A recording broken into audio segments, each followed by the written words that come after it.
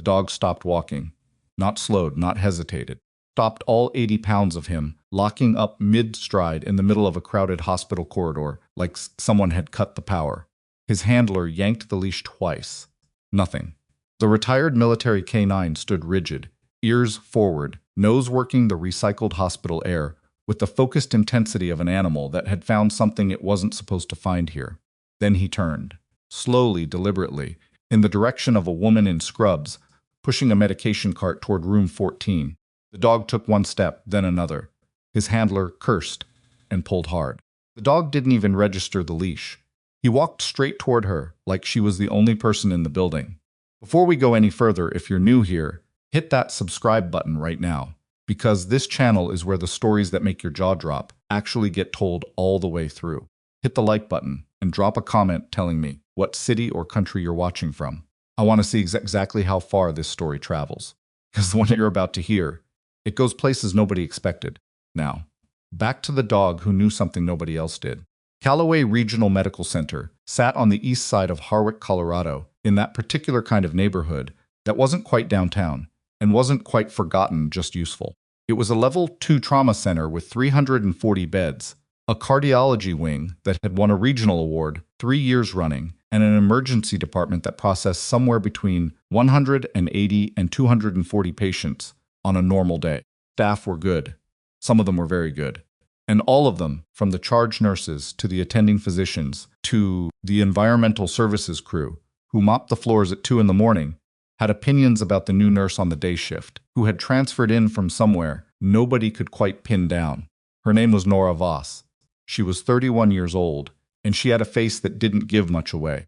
Not unfriendly. She nodded, she made eye contact. She answered questions directly when people asked them. But there was something contained about her, some quality of deliberate stillness that made people slightly uncomfortable without being able to explain why. She wore her dark hair, pulled back tight, no jewelry except a small watch with a scratch face.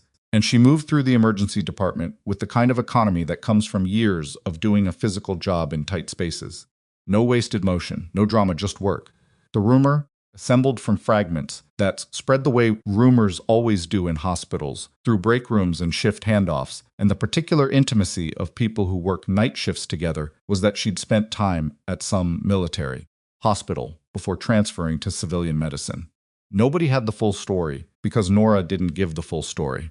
When Deanna Okafor, one of the senior ER nurses who had been at Calloway for 11 years and considered herself a reasonable judge of people, had asked Nora directly about her background during her second week, Nora had said simply, trauma care, mostly critical.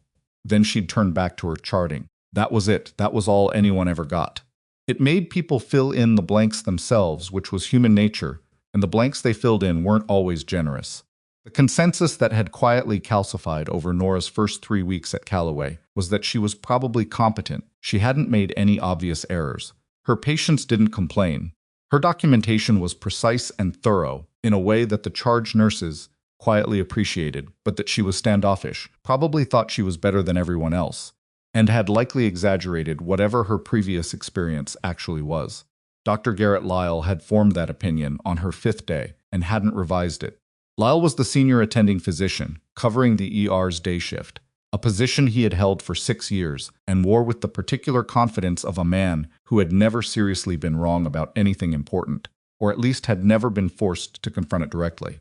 He was 44, silver at the temples, with the kind of deliberate authority in his voice that could shift a room's energy without him raising it. He was good at his job, genuinely good. Not performatively good, which was what made him difficult, because his competence gave his arrogant structural support that less talented people didn't have. He had watched Nora Voss for 3 weeks and reached a verdict. She's technically solid, he'd said to Dr. Priya Mehta, the ER's associate director, in a conversation that he hadn't tried especially hard to keep private. That's it. She knows the mechanics. You put her in something genuinely complex, something that requires real clinical judgment? I don't see it. Military hospital experience is not the same thing as actual trauma medicine. They work with a narrower patient population under controlled conditions. It doesn't translate the way people think it does. Priya, who was more careful and considerably more observant, had said, "She's been here 3 weeks, Garrett. I've been doing this for 18 years. he'd said. I know what I'm looking at. Priya had let it go. Because there was no productive outcome in arguing with Garrett Lyle when he'd already decided something. But she'd made a note of it, the way she made notes of many things. Nora had heard about the conversation from Diana, who told her not because she particularly wanted to help Nora, but because she believed people deserved to know when someone was talking about them. Nora had listened, nodded once, and said okay. Then she'd gone back to work. That was the thing about her that people couldn't quite figure out. She didn't seem to need to prove anything. She didn't push back, didn't try to impress anyone, didn't angle for visibility. She just showed up, did her job, and went home. In a professional environment where status mattered, and people fought quietly but constantly for recognition and territory, Nora's apparent indifference to all of it read either as serene confidence or profound disconnection, and nobody was sure which. She had been assigned to a standard trauma nursing role patients, coming through the main ER, stabilization, monitoring, handoff to specialists. Nothing fancy, nothing that would draw attention. She had a small locker in the staff room, a parking spot in the garage on level 2, and a 30-minute commute to an apartment in the West Side neighborhood that she had furnished sparsely and efficiently and hadn't decorated at all. She ran every morning before the sun came up, 5 miles alone. She didn't go to after-shift drinks. She ate lunch in the break room when it was quiet and read physical books, not her phone. She called someone named Dex on Tuesdays, short calls, under 10 minutes, that she made standing outside near the ambulance bay where nobody would overhear. Nobody knew much about Dex. Nobody knew much about anything regarding Nora Voss, and she had arranged her life precisely so. That remained true. The morning the dog arrived, Nora was finishing a medication round on the trauma side of the ER.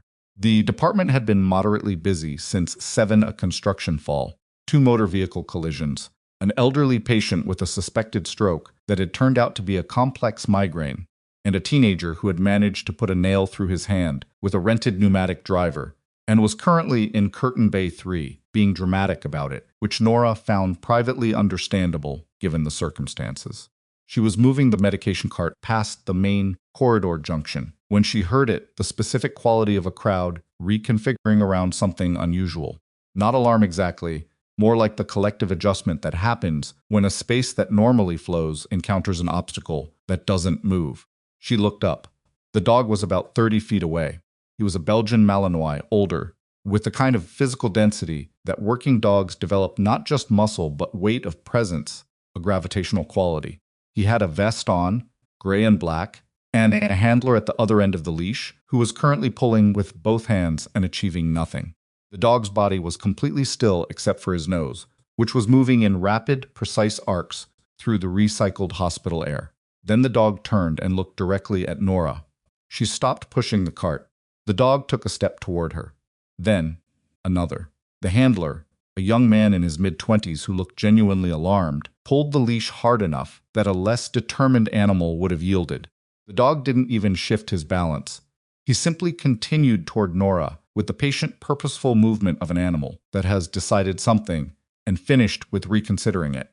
People in the corridor moved out of his path, not because they were afraid the dog showed no aggression, no tension in his haunches, no baring of teeth, but because there was something in the quality of his attention that made bystanders feel instinctively that they were witnessing something that wasn't for them. He reached Nora and sat down. Not the casual sprawl of a pet that has found a comfortable spot. Formal, weight-balanced military sit, spine straight, eyes up, utterly still, the posture of a working dog, reporting to someone it considers its authority. Nora looked at the dog for a long moment. Then she looked at the handler. "I'm sorry," the young man said, breathing hard. I don't know what happened. Usually he doesn't do this." "What's his name?" Nora asked. "Ajax, he's retired. We bring him in for the veteran wellness visits. He's been doing it for 2 years. He's never." The handler made a helpless gesture at the dog, who had not moved, who was still looking at Nora with an expression that anyone who had spent time around working dogs would have recognized immediately. Absolute certainty. Nora crouched down to Ajax's eye level. "Hey," she said quietly. "Got the wrong person." Ajax put his nose against her left forearm, just below the elbow, and inhaled once, slow and deliberate. Then he held that position. Nora straightened up and looked somewhere past the handler's shoulder for a second, the way people do when they're deciding something. Then she said, "He's fine." Let me finish my round. She took the medication cart and continued down the corridor. Ajax watched her go. He didn't follow. But he also didn't move from the spot where he'd sat, and his eyes tracked her all the way to room 14. Deanna had witnessed the whole thing from the nursing station. She leaned over to Marcus Webb, one of the ER techs, and said, "Did you see that?" "Yeah," Marcus said. "That was weird. That was really weird." Neither of them knew yet how understated that assessment was. Dr. Garrett Lyle had also seen it, from a different angle. He'd been standing near the physician workstation when Ajax pulled his handler across the corridor toward Nora, and he'd watched the entire sequence with an expression that moved through several stages: confusion, irritation, and finally, something that calcified into suspicion. By the time Nora returned from her medication round, Lyle was waiting. "Can I ask what that was about?" he said, not particularly asking. Nora looked at him. "A dog reacted to me in the corridor. I don't know why." "You don't know why?" "No. Because it looked like you knew that dog." "I don't," Nora said. Lyle studied her with the focused attention of a man who had decided before the conversation started what he was going to find. "Where were you stationed, militarily?" "I wasn't military," Nora said. "I worked at a federal medical facility. It was a contract position." "Doing what?" "Trauma nursing." "Alongside military personnel?" "Sometimes, yes." Lyle nodded slowly, the way people nod when they're recording something, not agreeing with it. "So you have some familiarity with working dogs, military handlers, that kind of thing." Nora said nothing. "Because what I'm looking at," Lyle said, "looks like someone who knew exactly how to get a trained K9 to respond to her. And I'm wondering what the purpose of that would be in my emergency department." The silence that followed was long enough to be uncomfortable. "Purpose?" Nora said finally, her voice completely level, "was that I was trying to finish a medication round." She went back to work. Lyle watched her go. He pulled out his phone and opened a text thread with the hospital's administrative coordinator. He typed, "Can you pull everything we have on Voss? Transfer records, references, the works. Something's off." The veterinary appointment that had brought Ajax to Calloway Regional was for a follow-up on a minor joint issue, nothing serious, and it concluded without incident in the ground floor clinic. Ajax's handler, his name was Travis Cole, 26, part-time volunteer with a nonprofit that coordinated retired military working dog visits to VDA-affiliated medical facilities, loaded Ajax into the rear of his truck in the hospital parking structure and sat behind the wheel for few minutes trying to process what had happened. He'd been handling Ajax for 8 months. He knew the dog's quirks, his preferences, the specific stimulus patterns that made him alert or settle or growl. Ajax was not a dog that attached to strangers. He was not a dog that broke command without cause. He was professional even in retirement, which was either impressive or a little sad, depending on how you thought about it. What had happened in that corridor was not something Travis had a framework for. He pulled out his phone and called Dr. Renee Bautista, the veterinary behaviorist who consulted on the nonprofit's program. She answered on the third ring. "Ajax did something today," Travis said. "What kind of something?" He described it. "Corridor, the nurse, the sit, the formal, precise, weight-balanced military sit that Ajax reserved for exactly one contact in Travis's experience, which was when program staff ran formal demonstration sessions. The way Ajax had gone to her without hesitation, without aggression, without any of the cautious approach behavior he displayed, with people he was meeting for the first time." Renee was quiet for a moment. "Did she seem to recognize him?" She said she didn't. Another pause. "But did she seem to recognize him?" Travis thought about it. The way Nora had crouched to Ajax's eye level without hesitation. Specific words she'd used, "You've got the wrong person," which was an odd thing to say to a dog if you'd never encountered working dogs before. The way she'd watched Ajax from his vantage as she walked away, not nervous, not confused, but with something that looked from the outside like resignation. "I don't know," he said. "Maybe. Scent memory in Malinois can persist for years," Renee said. "If Ajax worked with her before closely, over an extended period, he would recognize her, regardless of how much time had passed, regardless of the setting. The uniform she's wearing wouldn't matter. Context wouldn't matter. If she was someone he trusted, he would know." Travis stared at the concrete pillar in front of his truck. "She's a nurse here. Just a regular ER nurse." Well, Renee said Ajax apparently disagrees. The next 3 days were quiet, in the way that things are sometimes quiet before they aren't. Ajax came back the following Tuesday for for a scheduled program visit, 3 retired veterans in the hospital's long-term care unit who had responded well to the dog visits and were scheduled for weekly sessions. Travis brought Ajax through the main entrance, signed in at reception, and took the elevator to the 4th floor. Ajax was professionally neutral through the elevator ride, through the corridor, through the first 2 patient visits. He did his job, lay beside the veterans who wanted contact, allowed himself to be petted with the practiced patience of an old professional, remained calm and stable in the way he'd been trained to be, and had never stopped being. During the 3rd visit, when Travis led him back down the hallway toward the elevator, Ajax stopped.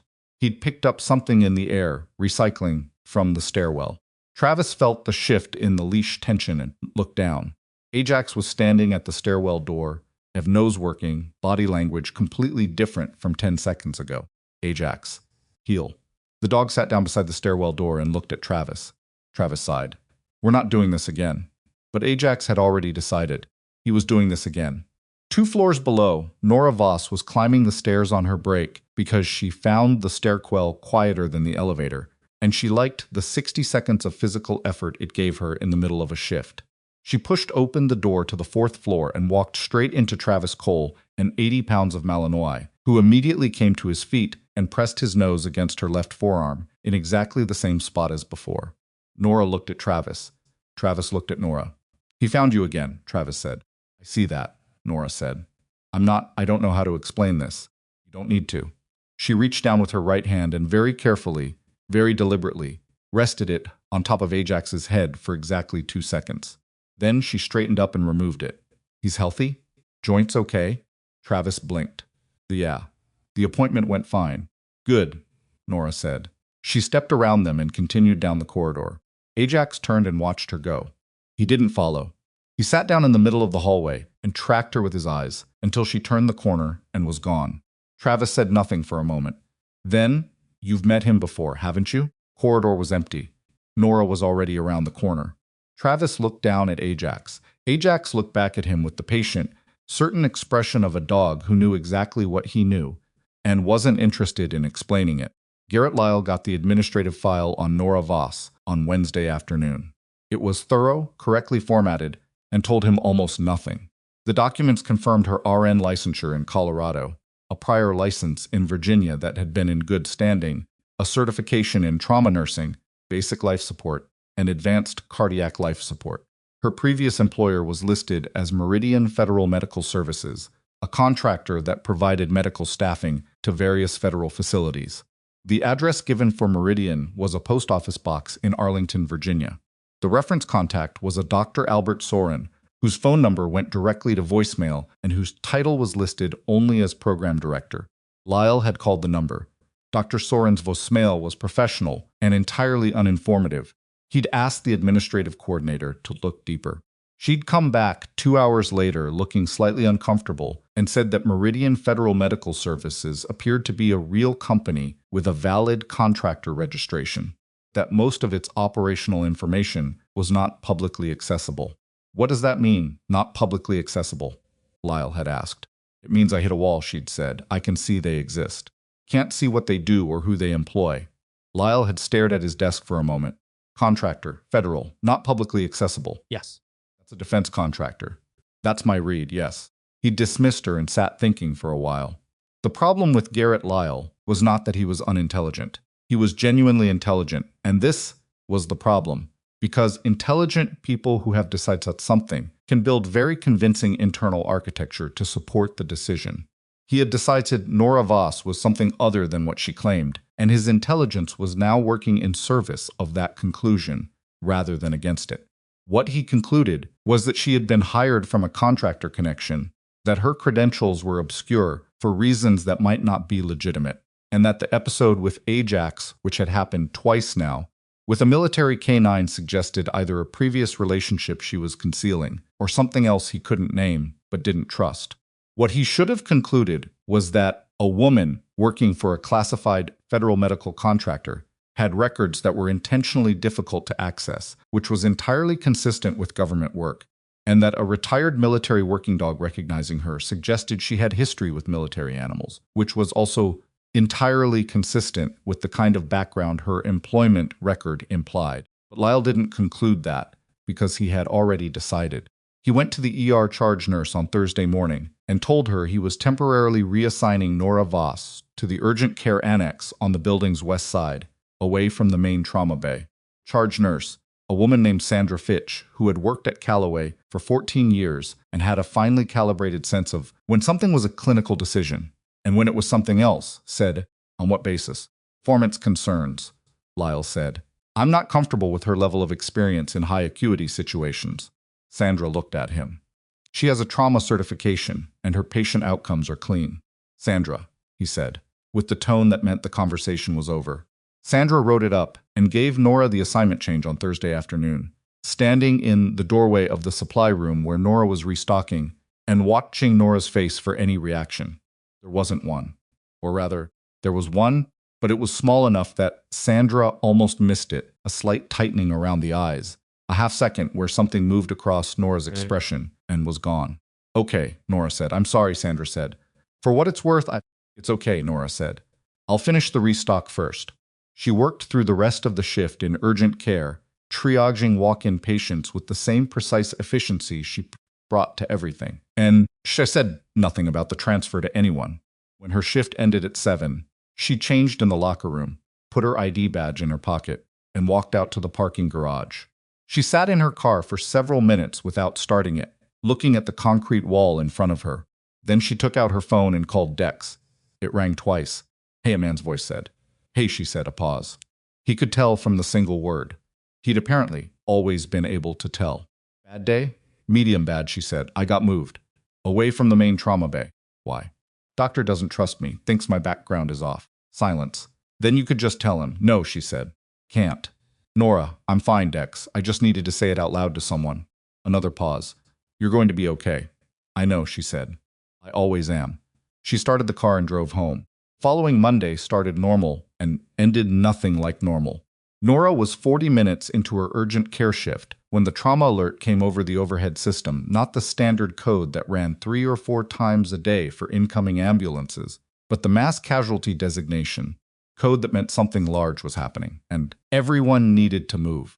She heard it, registered it, and kept seeing her current patient, an 8-year-old with a laceration on his chin who was working very hard not to cry and deserved her full attention. She finished cleaning the wound. Deland explained to the boy and his mother what to expect with the sutures and stepped into the corridor. The main ER, visible through the glass partition at the end of the annex, was already reconfiguring. She could see the controlled chaos through the glass, the specific choreography of a trauma response, people moving in practiced patterns, equipment appearing at bay entrances, the charge nurse's voice cutting through the noise with crisp directives. Nora stood at the partition and looked. The ambulance had brought in a single patient, which meant the mass casualty designation wasn't about numbers, it was about who. The patient was on the gurney, coming through the main entrance now, surrounded by people moving fast, and even from 40 feet away and through glass, Nora could read the clinical profile from the positioning and the movement of the team around him.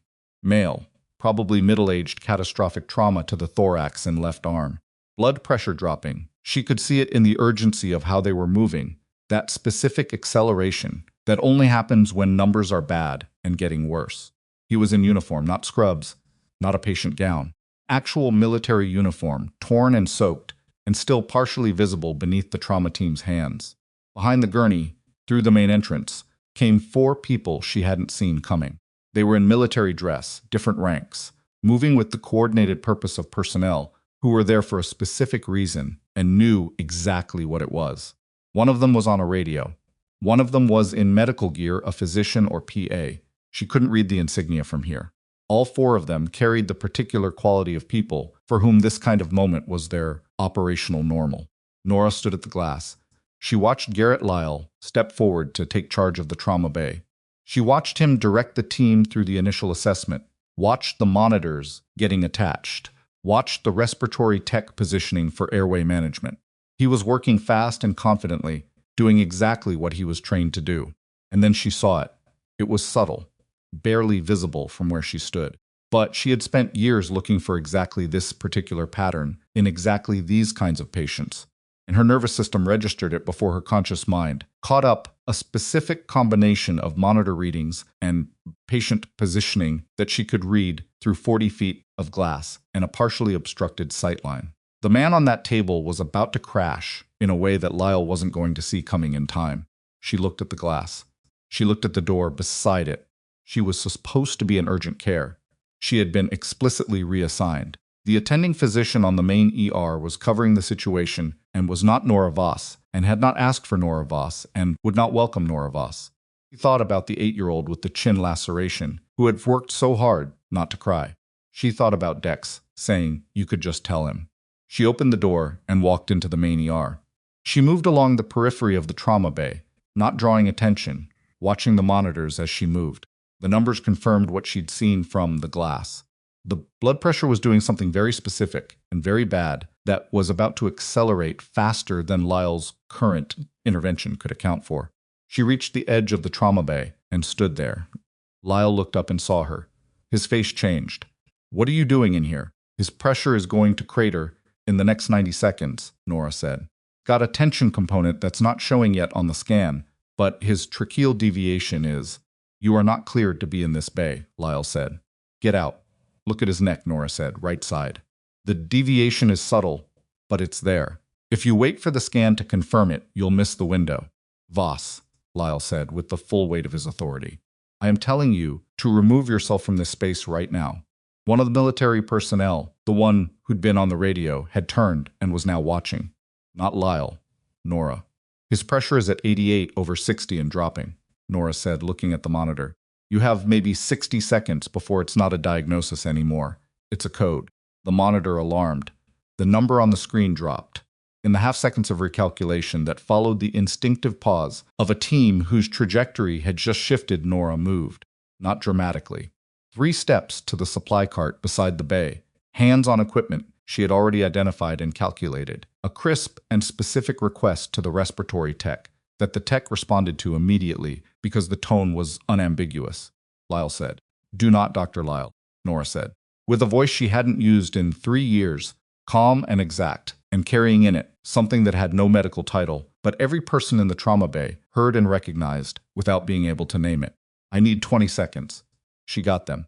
The intervention was fast and precise needle decompression, correct anatomical landmark, correct angle, formed with the mechanical confidence of someone for whom this was muscle memory accumulated over hundreds of repetitions in conditions considerably worse than a level 2 trauma center with full lighting and a functional supply cart. The monitor numbers stabilized. The patient's blood pressure stopped dropping. In the trauma bay, nobody moved for a moment.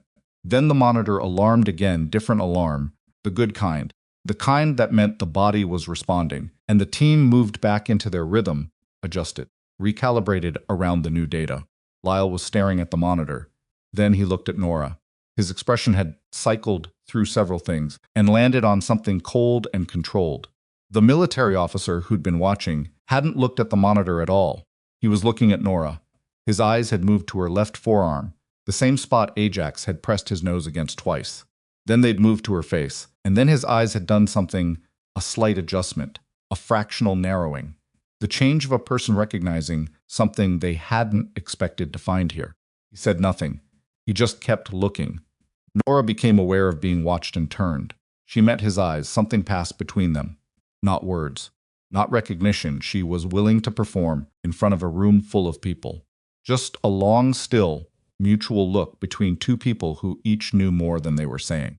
The military officer turned to the man beside him, the one in medical gear, and said something low that Nora couldn't hear. The second man nodded once. Lyle stepped toward Nora.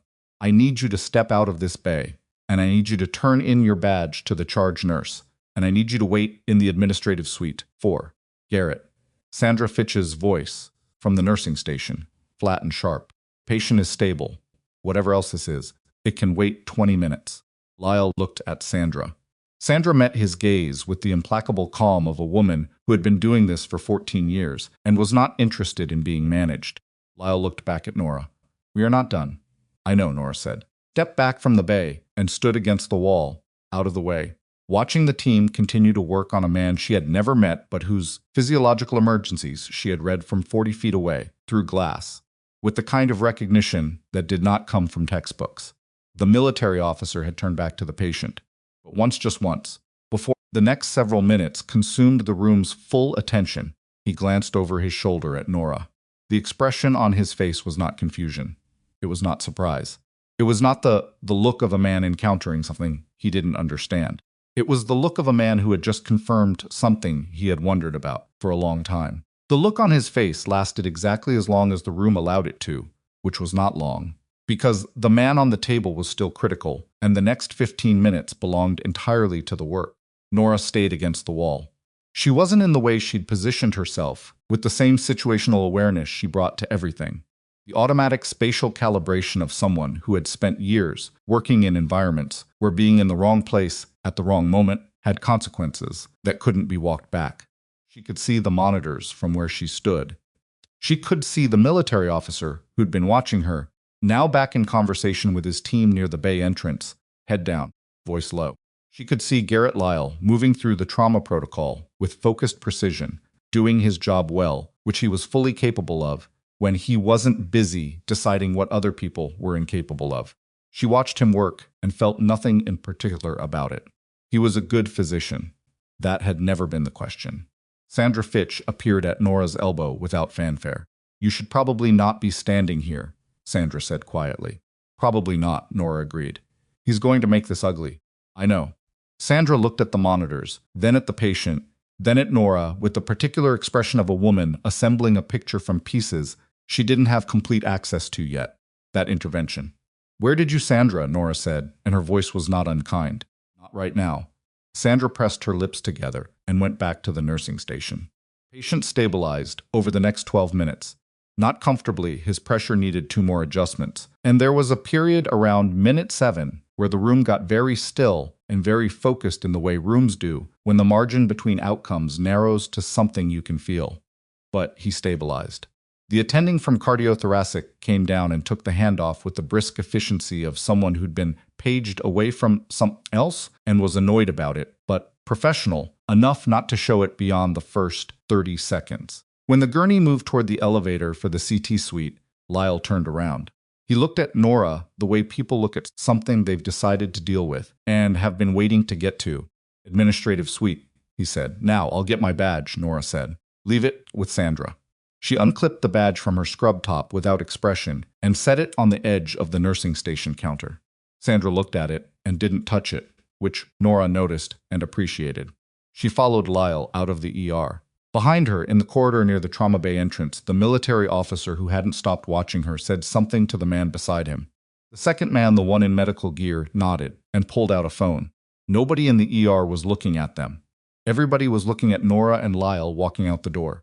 Nobody except Sandra, who was watching the military officer, and who was filing away what she saw with the careful precision of someone who had learned a long time ago that the most important information in any room is usually the thing nobody is pointing at. The administrative suite at Calloway Regional was on the 2nd floor, a suite of offices that existed in the particular institutional no man's land between the clinical and the bureaucratic carpet, instead of linoleum, wood grain laminate on the desks, and a quality of enforced calm that made everyone who sat in it slightly more anxious than they'd been going in. Lyle sat across from Nora in the deputy director's conference room, which he'd chosen because it had a table and chairs and the implicit authority of an official space, and which Nora noted had a window overlooking the parking structure. He didn't open with anger. That wasn't his style. He opened with calm, measured certainty, which in some ways was harder to sit across from than anger, because it left you less room to respond to. "I'm going to be direct with you," he said. "Okay," Nora said. "What you did in that trauma bay was a serious breach of protocol. You were not cleared to be in that space. You were not the attending, you were not consulted, and you had been explicitly told to report to urgent care. Whatever you believe about your own competence, that is not a decision you get to make unilaterally." "The patient would have coded," Nora said. "You don't know that." "Tracheal deviation was." "You don't know that," Lyle repeated. "Precisely," with the emphasis of someone who is not interested in the clinical argument because the clinical argument is beside the point. "And even if your read was correct, and I'm not conceding that you still had no authority to step into that bay. None. What you did was insubordinate, it was dangerous, and it undermined the integrity of the trauma response. Nora looked at him steadily. Dangerous, she said. If you had been wrong, I wasn't. If you had been wrong, he said again, we would be having a different conversation, a significantly worse one. And the fact that the outcome happened to be good does not retroactively make your decision sound. He was not entirely wrong about this, and she knew it. That was the thing about Garrett Lyle that made him genuinely difficult. Rather than just unpleasant, he wasn't entirely wrong about most things. He was wrong about her, specifically and consequentially, but the procedural argument he was making had internal validity, and she had walked into that bay knowing it. Understand the protocol argument, she said. Good. I made a judgment call. You made an unauthorized. I made a judgment call, she said again, not louder, but with a quality in it that made him stop. In a situation where the window was narrow and I had information that was relevant, I understand what that cost in terms of chain of command. I'm not arguing that it was clean. I'm saying the alternative was worse. Lyle studied her for a moment. Then he said, Who are you, really? Nora held his gaze. I'm a trauma nurse. That's what my license says, and that's what I do. Your paperwork comes from a contractor whose records are sealed. Federal contract positions often have confidentiality requirements. Your reference goes to a voicemail box. Program directors are busy. A retired military K-9 identified you twice in this building, he said, and leaned forward slightly. And this afternoon, military personnel who arrived with a wounded officer watched you perform a field intervention with the confidence of someone who has done that exact procedure under conditions considerably more difficult than a civilian ER. One of them hasn't taken his eyes off you since you walked out of that bay. So I'll ask again, who are you? Nora was quiet for a long moment. Then she said, I'm a trauma nurse. I'm good at my job. And the patient is alive. Lyle sat back.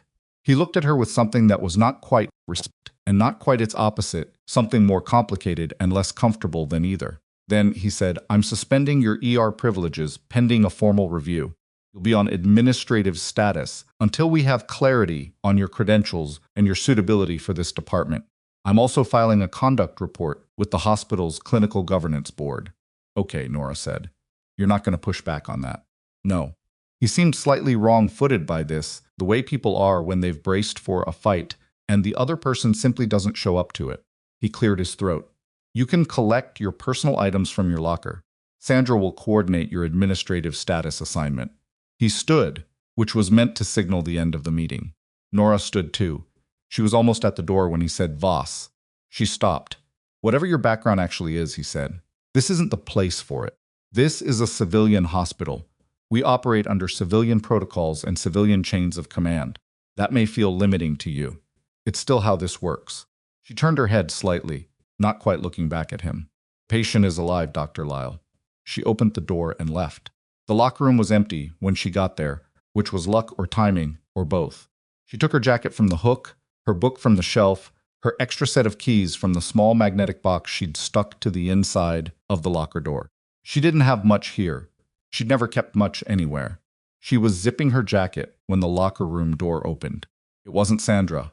It wasn't Deanna. It was the military officer from the trauma bay, the one who had been watching her, and he came in with the directness of someone who had found what he was looking for and had a limited amount of time to use it. He was in his mid-40s, with the kind of face that had been weathered by time spent in climates that weren't gentle. His insignia read Army 06, full colonel. His name tape said Harwick, which was either ironic or coincidental given the city they were standing in, and Nora suspected coincidental. He said, Voss isn't your name. She looked at him. The name on my badge was, he said. I saw them take the badge. She finished zipping her jacket. You have a different name in a file I've been looking at for 3 years, he said. File is classified, which is why it took me a second to be sure. The hands are the same. The way you moved in that bay. He paused. Ajax knew before I did. Nora was still for a moment. Then she said, Colonel Harwick. I'd appreciate it if you'd leave it alone. Can't, he said. Because the man on that table is Brigadier General Dennis Falk. And if you are who I think you are, then you've worked with him before, which means you need to know something. Nora turned and looked at him directly. Falk wasn't in a vehicle accident, Harwick said. The official report will say he was. He wasn't. He held her gaze. There are people who have a significant interest in making sure he doesn't recover enough to testify before an oversight committee next month. And those same people have been very thorough about covering their tracks. Nora said nothing. If he wakes up, Harwick said, he's going to need someone in that hospital he can trust. Someone with the kind of background that makes it very difficult for the wrong people to get close to him without being noticed. He paused. I'm not asking you to confirm anything about who you are.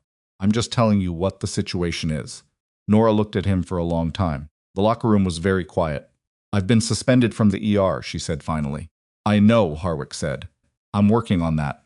He left the same way he came in, with the directness of someone who had delivered what he needed to deliver and trusted the other person to do what they were going to do with it. Nora stood in the empty locker room. She looked at the closed door for a moment. Then she looked at her jacket zipper, at her hands, at the scratched face of her watch. She thought about a different name in a classified file. She thought about the 8-year-old who hadn't wanted to cry.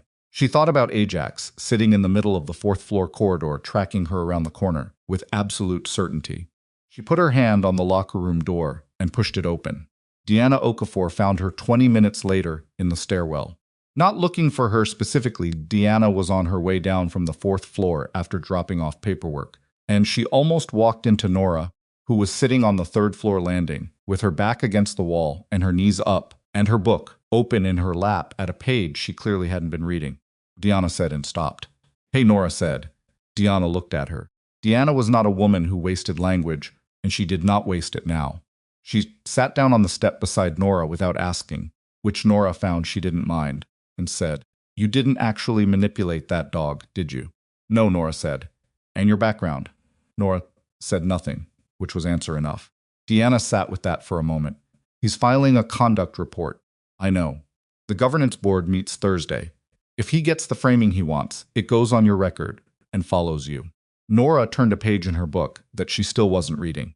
You could fight it, Deanna said. It would require explaining things I'm not able to explain in that context.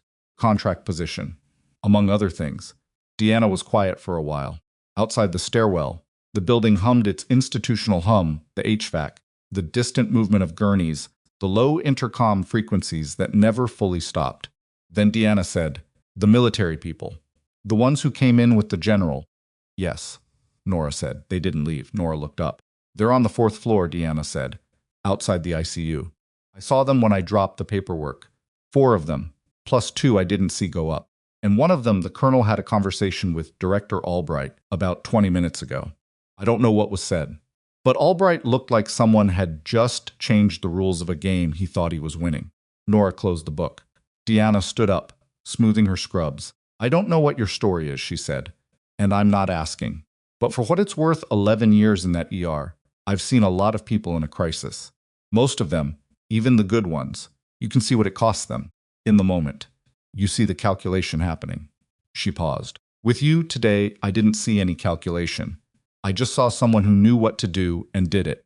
That's rare. She went down the stairs. Nora sat on the landing. She thought about what Harwick had said. There are people who have a significant interest in making sure he doesn't recover enough to testify. She thought about the conduct report and the governance board and the administrative status and the name on her badge that wasn't the name in a classified file. She thought about the fact that she had arranged her life, carefully and deliberately, to stay out of exactly this kind of situation. And then she had opened a door and walked into a trauma bay. She got up off the landing and went to find the colonel. She found him on the 4th floor, as Deanna had said, in the corridor outside the ICU.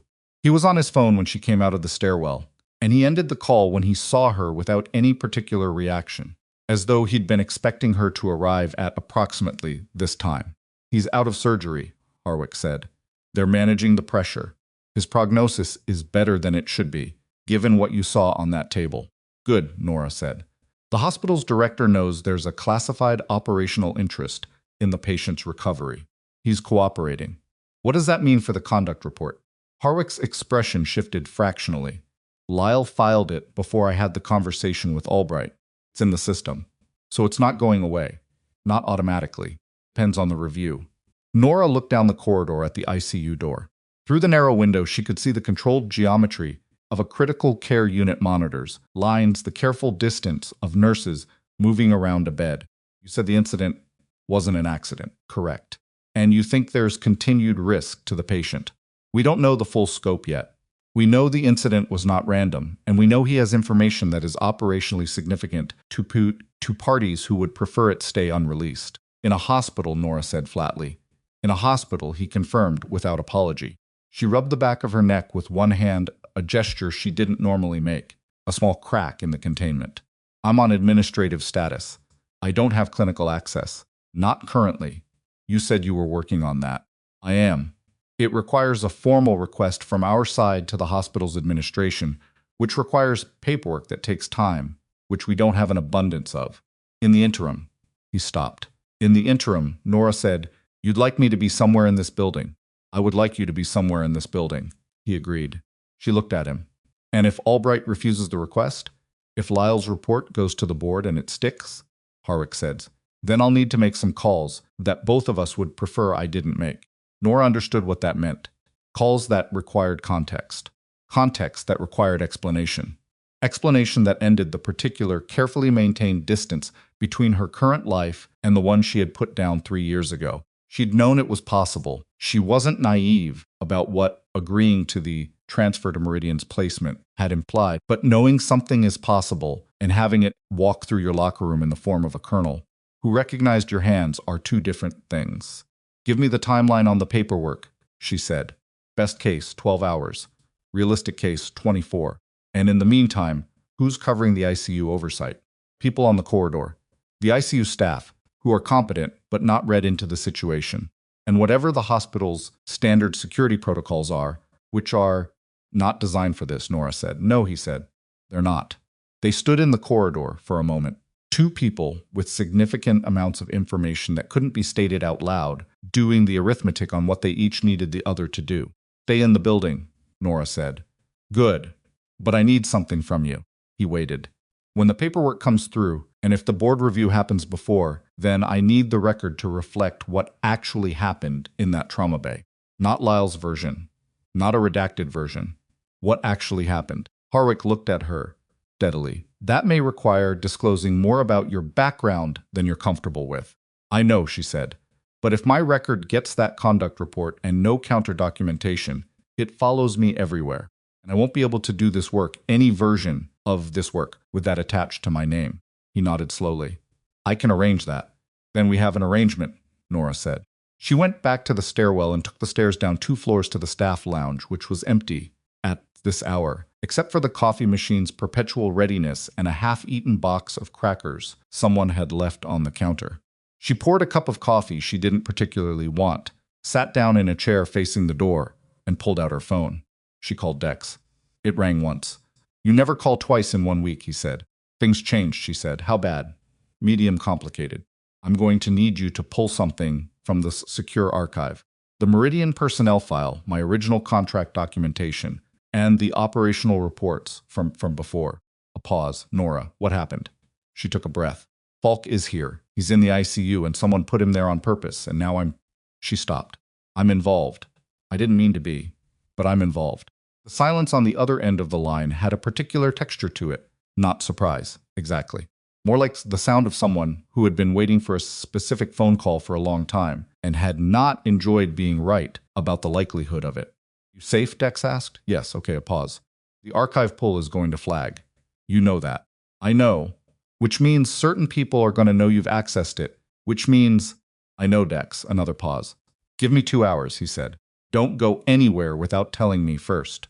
She ended the call and looked at the coffee in her hand.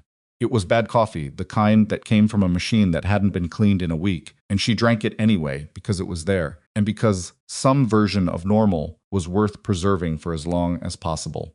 Across the building, in the ICU, Dennis Falk was breathing with the assistance of 2 machines and the careful attention of nurses who had no idea that the man they were monitoring had, 4 days ago, been scheduled to deliver testimony that would have reached the desks of 3 congressional subcommittees and had the potential to end the careers of people who had a great deal of practice ending things before they reached desks. Across the ER, in the attending physician's office, Garrett Lyle was writing the conduct report with the thorough precision he brought to everything, documenting the protocol breach, the unauthorized intervention, the insubordination, unverifiable credentials, the pattern of behavior he had observed over 3 weeks that he was now framing into a coherent professional concern. He was writing it in the way people write things when they believe they are on the right side of them, which made it more dangerous than if he'd been writing it in bad faith, because people writing in good faith believe their own version. He was 3 paragraphs from the end when his desk phone rang. He answered it, distracted. Lyle, Dr. Lyle. The voice on the other end was unfamiliar and carried a quality of institutional authority that arrived without introduction. My name is Major Gwen Tolliver, JAG Corps. I'm calling regarding the conduct report you filed this afternoon pertaining to a staff member named Voss. I need to advise you that filing that report may have implications you're not currently aware of. I'd like to set up a conversation tomorrow morning, if you're available. Lyle's pen stopped moving. JAG Corps said. That's military legal. Correct. What possible interest would military legal have in a nursing conduct report? That, Major Tolliver said, with the polite precision of someone who had been trained in exactly how much to say, and was not going to exceed it, is what I'd like to explain to you tomorrow. Lyle sat very still at his desk. He looked at the 3 paragraphs he hadn't finished. Then he looked at the window. 8 a.m., he said. 8 a.m. is fine, Tolliver said. Thank you, Dr. Lyle. The line went dead. Lyle set the phone down and looked at his report. He didn't finish the last 3 paragraphs that night, and he wasn't entirely sure why.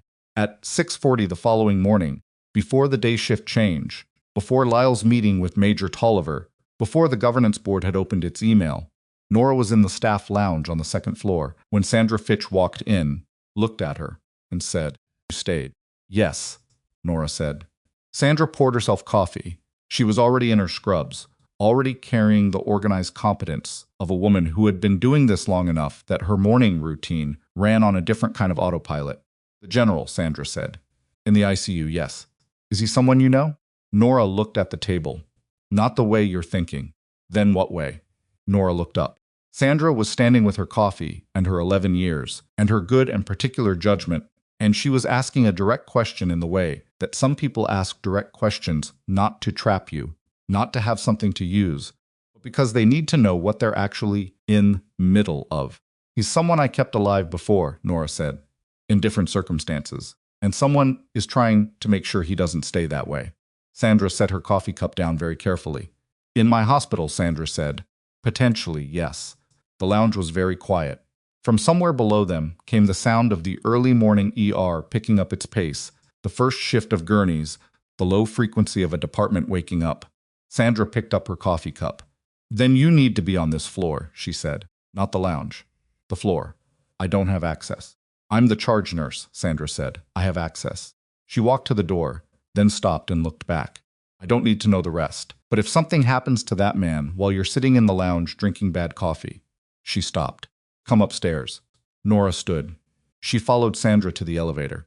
The elevator opened on the 4th floor. The corridor was quiet in the specific way that hospital corridors are quiet at 6:40 in the morning, the particular held-breath calm of night shift handing off to day. 2 of Harwick's personnel were at the end of the hall, near the ICU. One of them looked at Nora as she came off the elevator.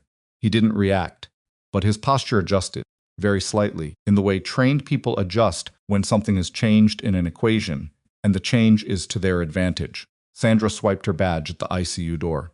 The door opened. Inside, Dennis Falk lay in the bed with the focused silence of someone fighting something large and quiet. His monitors were steady. His lines were intact. A night shift nurse was finishing her final assessment, making notes, getting ready to hand off. Nora stood at the foot of the bed and looked at the monitor readings with the attention of someone reading a language she'd been fluent in for a long time. His pressure was better than last night. His oxygen saturation was holding. Thoracic surgeon had done good work. He was going to live. Question was whether he was going to get the chance to do what he'd survived to do. She pulled a chair to the corner of the room where she could see both the bed and the door and sat down. Sandra looked at her from the doorway. Something crossed Sandra's face, not quite recognition and not quite understanding, but something in the neighborhood of both. Then she nodded once and went to start the day shift. At 7:18, Falk's eyes opened. They were unfocused at first. The cloudy emergence of someone climbing out of sedation, taking inventory of a body that had been through something serious and was reporting back with mixed news. His gaze moved around the ceiling, then to the monitors, then to the window, then slowly, with the particular deliberateness of someone whose cognitive function was returning faster than his body, to the corner of the room where Nora was sitting. He looked at her for a long moment. Then his mouth moved. No sound came out the first time. He tried again. His voice was rough and low and barely there, but the words were clear enough. "I know you," he said. Nora leaned forward slightly. "You should rest, General." "I know you," he said again, not confused, certain. You were with the." He stopped, because there were things you did not say out loud, even in a hospital room, when you were half sedated and attached to 2 monitors, things that remained classified, regardless of the context. And Dennis Falk had spent enough years knowing which things those were that even sedation didn't entirely undo the habit. "You're safe," Nora said.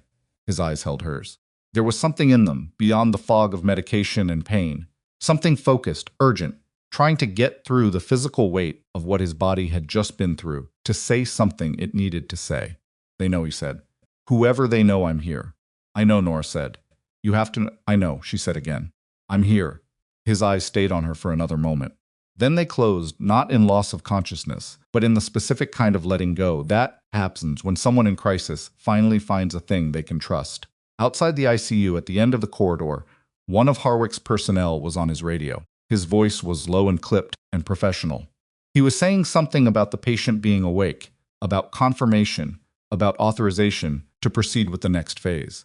What he was not saying, because he didn't know it yet, was that the conduct report on the 4th floor had already been read by people whose authority significantly exceeded Garrett Lyle's, and that a particular classified file had been accessed overnight from a secure archive in a location that was not Harwick, Colorado, and that the access had flagged exactly as predicted, and that the flag had been picked up within 11 minutes of the access by a department that operated under a set of protocols that were about to become very relevant to everyone in Calloway Regional Medical Center who thought they understood what was happening. They did not understand what was happening. The day shift was starting. The sun was coming through the ICU window at a low, flat angle that lit the dust in the air. Nora's coffee from the 2nd floor lounge was cold in the cup she'd carried up and forgotten. Garrett Lyle was parking his car in the physician's lot, getting ready for his 8 a.m. meeting with a military lawyer whose name he hadn't written down.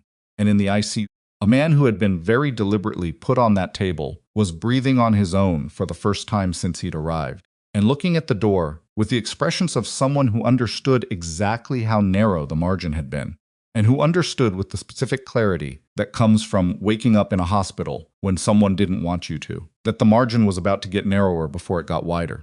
On the chair in the corner, Nora watched the door and said nothing, and waited. The waiting had its own weight. Nora had learned that years ago, not in a classroom, not from a manual, but from the specific experience of sitting in confined spaces with bad information and limited options, while something large moved towards an outcome she couldn't yet see. The waiting was not passive. It required a particular quality of attention, a sustained alertness that looked from the outside like stillness, but was internally something closer to a controlled burn. You stayed ready without burning through what you had. You watched without fixating. You kept your peripheral awareness functional, because the thing you needed to see was almost never in the place you were directly looking. She had been doing this for 40 minutes when the ICU door opened, and it wasn't a nurse. The man who came in was in his mid-30s, civilian clothes, dark slacks, a pressed shirt, a hospital visitor badge clipped to his breast pocket. He had a tablet under his arm and a lanyard, with a secondary ID card that Nora clocked immediately because of the font. The font on civilian hospital IDs was a specific sans serif that the facilities department had been using for 11 years. Font on his secondary card was different, smaller, a different weight.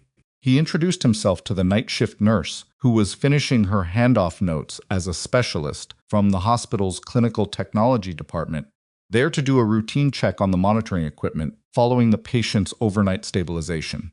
The nurse looked at the tablet, looked at the badge, looked at the visitor log. Nora looked at his hands. He wasn't carrying a toolkit.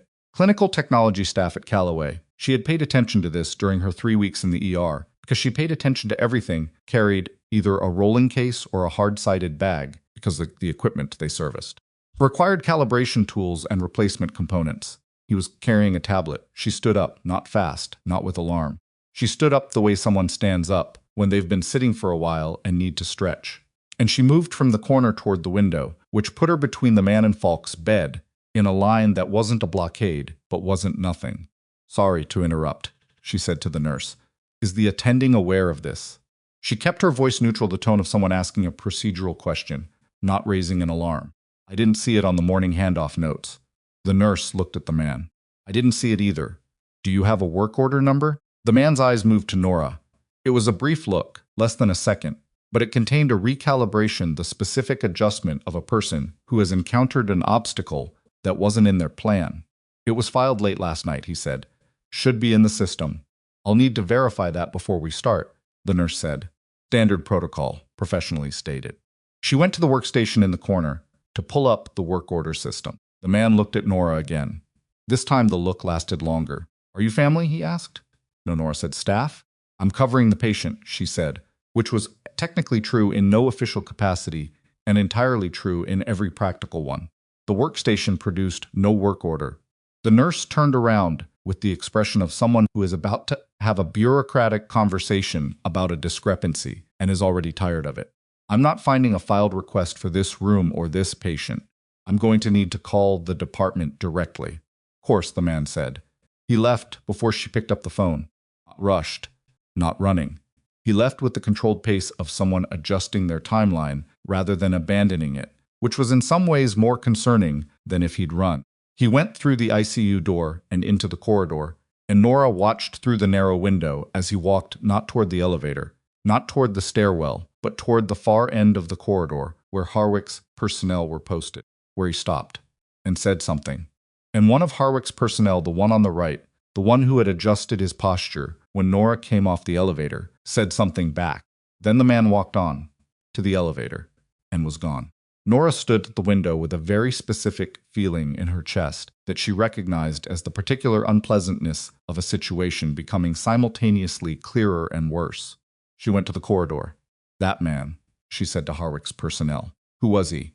The one on the right, his name tape, read. Doss looked at her with the professional neutrality of someone deciding how much to say. "Visitor clearance. From Colonel Harwick's office. Did you verify that independently?" Doss's neutrality shifted. "Did you verify it independently?" Nora said again. Doss pulled out his radio. Harwick arrived on the 4th floor 8 minutes later, which was faster than the elevator alone could account for, which meant he'd been in the building already. He came out of the stairwell with Tolliver and a third person Nora hadn't seen before, a woman in civilian clothes with a federal credentials case that she opened and closed in a single practiced motion as she stepped into the corridor. "The man had a visitor authorization from our temporary command post," Harwick said. He wasn't making excuses. He was stating a fact that he clearly found unacceptable, which means someone accessed our internal communication and generated a credible document in under 12 hours of our arrival. "That's a significant capability," the federal agent said. Her name was Reyes. She had the kind of face that gave nothing away, not because she'd trained it to, but because she'd been doing this long enough that nothing required expression anymore. "It also tells us the opposition has someone inside your command structure, or very close to it." Harwick said nothing, which was itself a kind of answer. "The monitoring equipment in that room," Nora said, "if he'd gotten to it. Medication delivery systems on modern ICU monitors can be externally adjusted if you have physical access and the right interface," Reyes said. "It would look like equipment malfunction. It would not look like anything else, unless someone was specifically looking for it." Nora thought about Falk lying in the bed with his eyes closed. She thought about the quality of the letting go she had seen in his face when he'd looked at her, the specific trust of someone who had decided to put down something they'd been carrying. She thought about being wrong. About what wrong would have looked like this morning. "He needs to be moved," she said. "Agreed," Reyes said. "We're working on a transfer protocol. Secure facility, controlled access, full documentation trail. Realistically, 6 hours. 6 hours is not a small window." "No," Reyes said, "it isn't." The meeting between Garrett Lyle and Major Gwen Tolliver happened at 8:15, 15 minutes late, in the same administrative conference room where Lyle had suspended Nora's ER access the previous afternoon. Tolliver was younger than Lyle had expected, early 30s, with a precise bearing and the kind of measured delivery that law school produces in its best students and the military then compresses into something more efficient. She had a folder. She opened it on the table between them and did not turn it around to face him, which meant she was using it as a reference, not as an exhibit. "I want to be clear about why I'm here," she said. "Conduct report you filed yesterday pertains to an individual whose personnel file is subject to federal confidentiality protocols. Specifically, her prior service contract falls under a classification tier that limits what can be disclosed in administrative proceedings without prior authorization." Lyle looked at the folder. "She's a nurse. She's a nurse with a prior employment history that is classified at a level I can't discuss in detail in this context," Tolliver said. "What I can tell you is that the conduct report, as filed, contains characterizations of her background and professional qualifications that are factually inaccurate. She walked into my trauma bay without authorization and performed an unauthorized intervention. She performed a clinically correct intervention on a patient whose condition was deteriorating in a way that was about to become irreversible," Tolliver said. Precision with which she said it made it feel less like an argument and more like a correction of the record. "The intervention was successful. The patient is alive. And the intervention was performed using training and experience that is documented in a file you don't currently have access to, but that I do." Lyle was quiet for a moment. "You're here to get me to withdraw the report." "I'm here to advise you that proceeding with the report as filed will create a legal and procedural problem that neither of us wants." Tolliver paused. "I'm also here to advise you that the patient who was admitted yesterday is subject to a federal protective interest, and that the events of yesterday morning in your trauma bay may have directly contributed to his survival. That assessment comes from our medical personnel, not mine." Lyle looked at the table. He looked at the folder. He looked at the window that faced the parking structure. "Who is she?" said. "Actually, she's a trauma nurse," Tolliver said, "and she's considerably more than that. The specifics aren't mine to give you." She paused. "What I can tell you is that the people who trained her would not recognize the professional portrait in your conduct report." The silence in the conference room had a particular quality to it, not hostile but dense, the kind of silence that accumulates when a person is revising something structural. "If I amend the report," Lyle said slowly, "an amended report reflecting the clinical facts of what occurred would satisfy the federal interest," Tolliver said. "An unchanged report would generate a formal challenge that would require disclosures that are significantly more complicated and significantly more public than either of us wants." Lyle was quiet for a long time. Then he said, "I want to review the patient outcomes documentation from yesterday." "I can arrange that," Tolliver said. "And I want to understand what specifically I got wrong about her credentials. Not the classified portion, the portion that's factually verifiable." Tolliver turned the folder around and slid it across the table. Lyle looked at the first page. His expression changed. Not dramatically. Garrett Lyle was not a man whose face broadcast what it was doing, but something shifted. The fractional adjustment of a person encountering data that conflicts with a position they've held with confidence. He read the page. He turned to the next one. He read that one too. He was on the third page when he set it down and looked at the wall.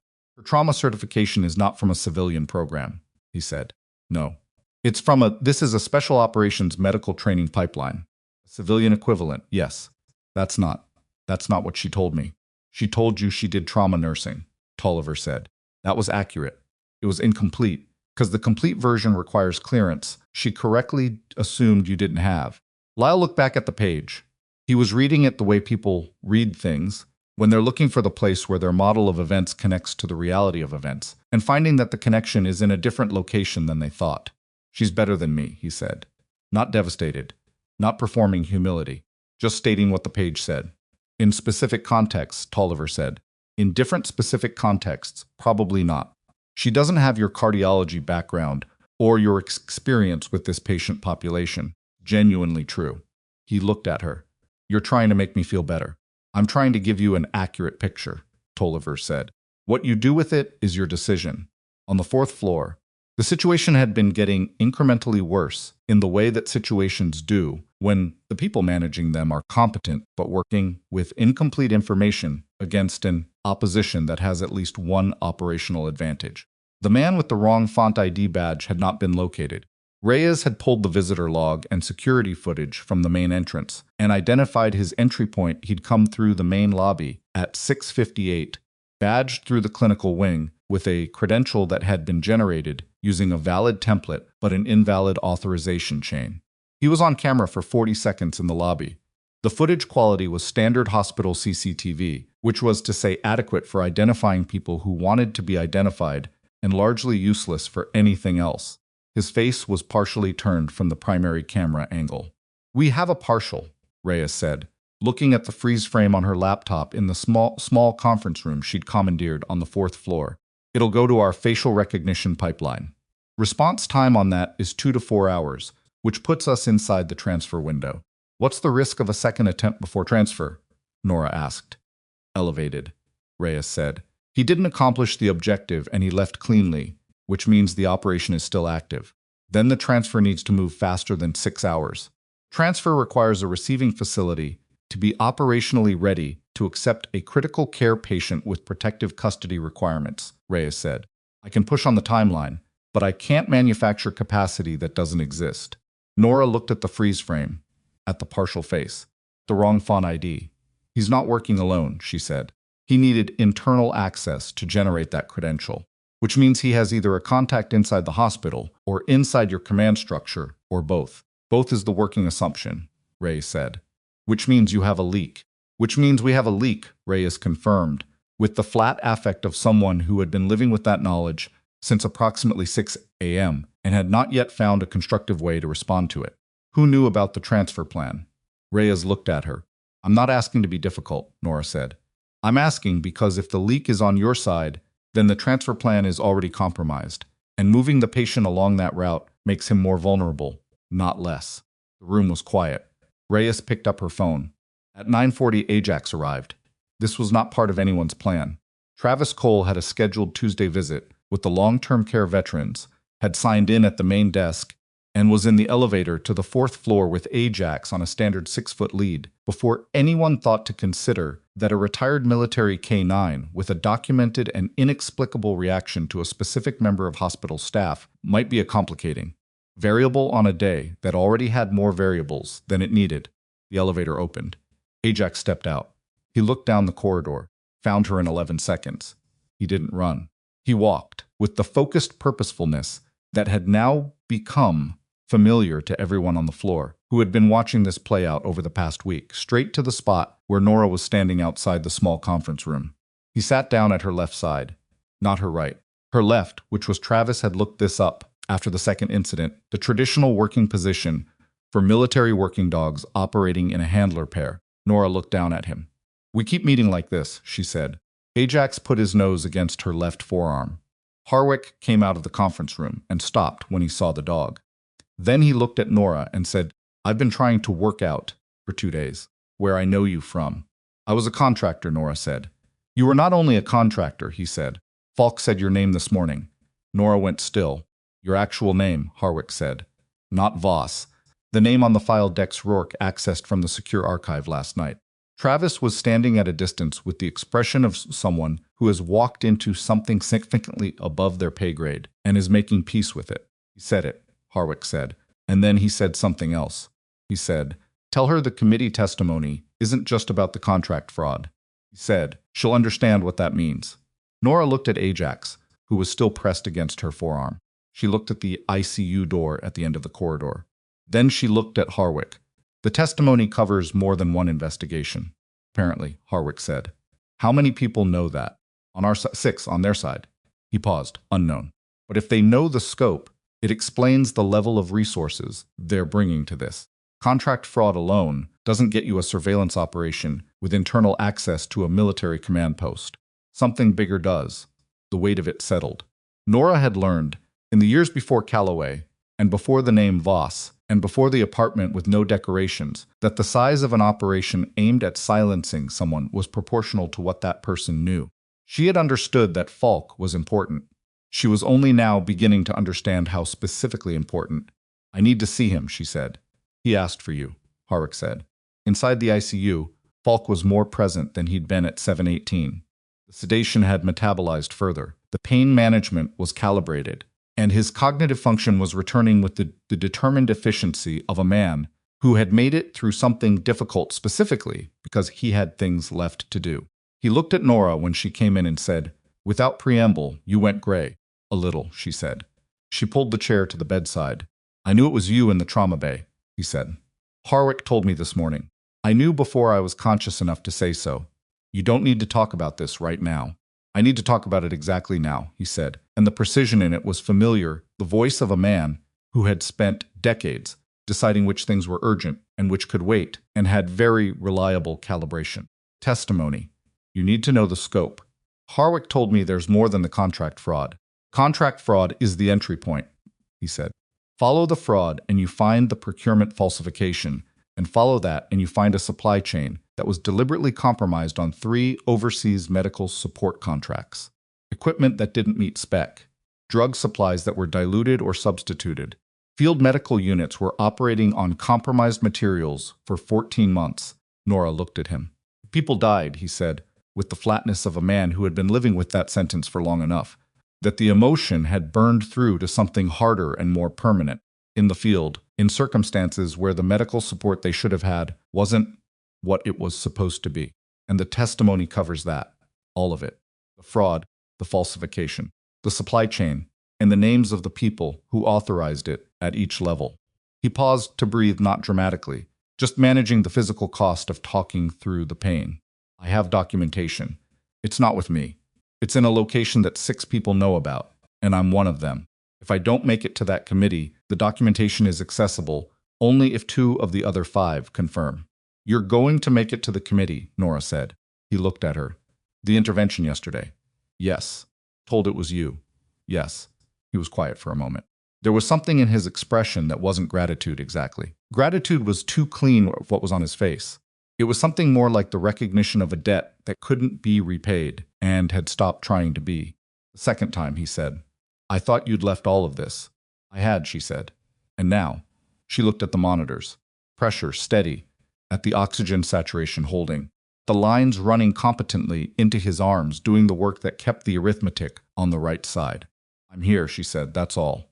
He closed his eyes. Not unconscious, just conserving. There's a name, he said, without opening them. In the documentation. Someone inside the network who has been the operational coordinator for about 4 years. Someone who is good enough that we've never confirmed identity directly. Just pattern, behavior, method. Does anyone here know that name? No, he said. It's in the documentation.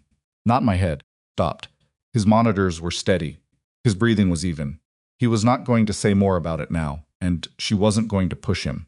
Nora sat with the full weight of what he'd told her and let it settle into the practical shape of what it meant for the next 6 hours. Transfer that might be compromised. A leak in the military command structure. An operation with enough resources to generate credible internal documentation inside 12 hours. And at the center of it, one man in a hospital bed who was the only person alive who could put testimony in front of a congressional committee with enough documentation to make something actually happen. She thought about the man with the wrong font badge. Thought about 6 hours. She stood up and went to the door. Behind her, Falk said, You never told me your name. First time, she stopped. I just want to know it, he said. Not for the record. Just I want to know who I should be thanking. She held the door for a moment. Mara, she said. My name is Mara. She went into the corridor. The next 2 hours were infrastructure. Reyes had accelerated the transfer timeline by calling in a favor with the receiving facility's medical director and trading a full hour of operational prep time for a faster physical setup, a manageable trade, though the medical director had made clear it would not be a comfortable admission. The transfer was now scheduled for noon, which was 3 hours earlier than the original estimate, and still, in Nora's assessment, approximately 2 hours too long. Harwick had begun an internal audit of his command post communications, working backward from the credential forgery to identify the access point. It was painstaking work, and it produced, by 11 a.m., a candidate, a temporary communications contractor who had been assigned to the post 48 hours before Harwick's team arrived in Harwick, Colorado, and who had since stopped responding to contact attempts. The name is a shell, Harwick said, in the corridor. His voice was level. His jaw was tight. The contractor registration is real. The individual never existed. They had someone inside your setup before you arrived, Nora said. Before we arrived. Which means they knew we were coming. Who knew you were coming? 4 people at command level, 2 at the operational support level. The facility director here. He paused. And the people monitoring Falk's original schedule, which was also compromised. because the incident that put him here was not an accident and it was timed to his travel. The implication of that hung in the corridor without either of them saying it directly. The name in the documentation, Nora said. The operational coordinator. Yes. If that person is close enough to have known your deployment schedule, then they're not peripheral, Harwick said. Then they're inside. Reyes had come out of the conference room and was standing at the edge of the conversation without announcing herself. The transfer vehicle has been confirmed. It's military medical transport, verified credentials, verified personnel. I'm satisfied with the chain on that end. She paused. What I'm less satisfied with is the route. Change the route, Nora said. I'm considering it. Don't consider it. Change it. If there's a leak and they know the transfer timeline, they know the planned route. A different vehicle on a different route with a 30-minute window is harder to predict than a standard protocol they can anticipate. Reyes looked at her with the particular expression of someone evaluating whether an input from an unofficial party is actionable or presumptuous. Then she took out her phone and made a call. At 11:20, Travis Cole appeared at the end of the corridor with Ajax and said, apologetically, that he needed to get the dog back downstairs for the actual scheduled visit, which he'd been delaying for 2 hours, while everyone on the floor conducted what appeared to be a very serious operational meeting in a hospital. Ajax went with him to the elevator. But at the elevator doors, he turned and looked back down the corridor at Nora. She looked back. The doors closed. At 11:40, Sandra Fitch came up to the 4th floor and found Nora in the corridor and said, without ceremony, Lyle asked to speak with you. Nora looked at her. Not an order, Sandra said, he asked. He called the unit directly and asked if you were available. This was different enough from everything that had preceded it that Nora spent a moment just reading the difference. Did he say why? He said he wanted to correct something, Sandra said. Nora followed her to the elevator. They rode down in silence. Nora watched the floor numbers. She thought about the name she'd given Falk. She hadn't said it out loud in 3 years. It sat in her chest now with an unfamiliar weight, not bad exactly, but real in a way that the name Voss had never been, the way things are real when they belong to you. The elevator opened on the 2nd floor. She followed Sandra to the administrative corridor. Lyle was standing in the conference room, not sitting. That was different too. He was at the window, looking at the parking structure, and he turned when she came in. He looked like someone who had been doing something hard all morning and hadn't finished, but had gotten far enough to see the shape of what finishing required. He said, I read your file. Some of it, Nora said. Enough of it, he said. Your trauma certification. The deployment reports. He paused. I've been doing this for 18 years. I've been in this ER for 6. I've seen a lot of people under pressure. He stopped again, and she waited because this was a man choosing words carefully in a way he didn't usually have to. I was wrong about your qualifications. I was wrong about what you were doing in that bay. And I think I knew that by about hour 3 yesterday and spent the rest of the time finding reasons not to revise it. Nora said nothing. The report, he said, I'm amending it. Today, Major Tolliver asked you to. Major Tolliver informed me of the legal problem, he said. I'm amending it because I was wrong. He said it without decoration, which was the only version of it she would have believed. You saved that man. I was going to lose him, and you saw it before I did, and you saved him. That's what happened. The conference room was very quiet. Thank you, Nora said. Don't. He stopped. Don't thank me for correcting a mistake. Okay, she said. He looked at the window again. The military people. What's happening up there? Should I know about it? No, she said. Is it going to affect my hospital? She thought about the transfer at noon, the route change, the wrong font badge, the leak that was still active and still unidentified. Going to resolve before it affects your hospital, she said. That's what we're working on. He looked at her for a long moment. Then he said, your access to the ER, I'm reinstating it as of now. She nodded once. You should also know, he said, that Sandra's been covering for you since last night in ways she didn't have to. Called in 2 off-shift nurses, so the 4th floor would be covered without flagging your presence up there. Nora filed this. I'll talk to her. She won't want you to, Lyle said. She'll say she was just doing her job. She'll be lying. Nora almost said something and didn't. She went to the door. Voss, he said. She stopped. Whatever your name actually is, he said, for what it's worth. I hope you stay.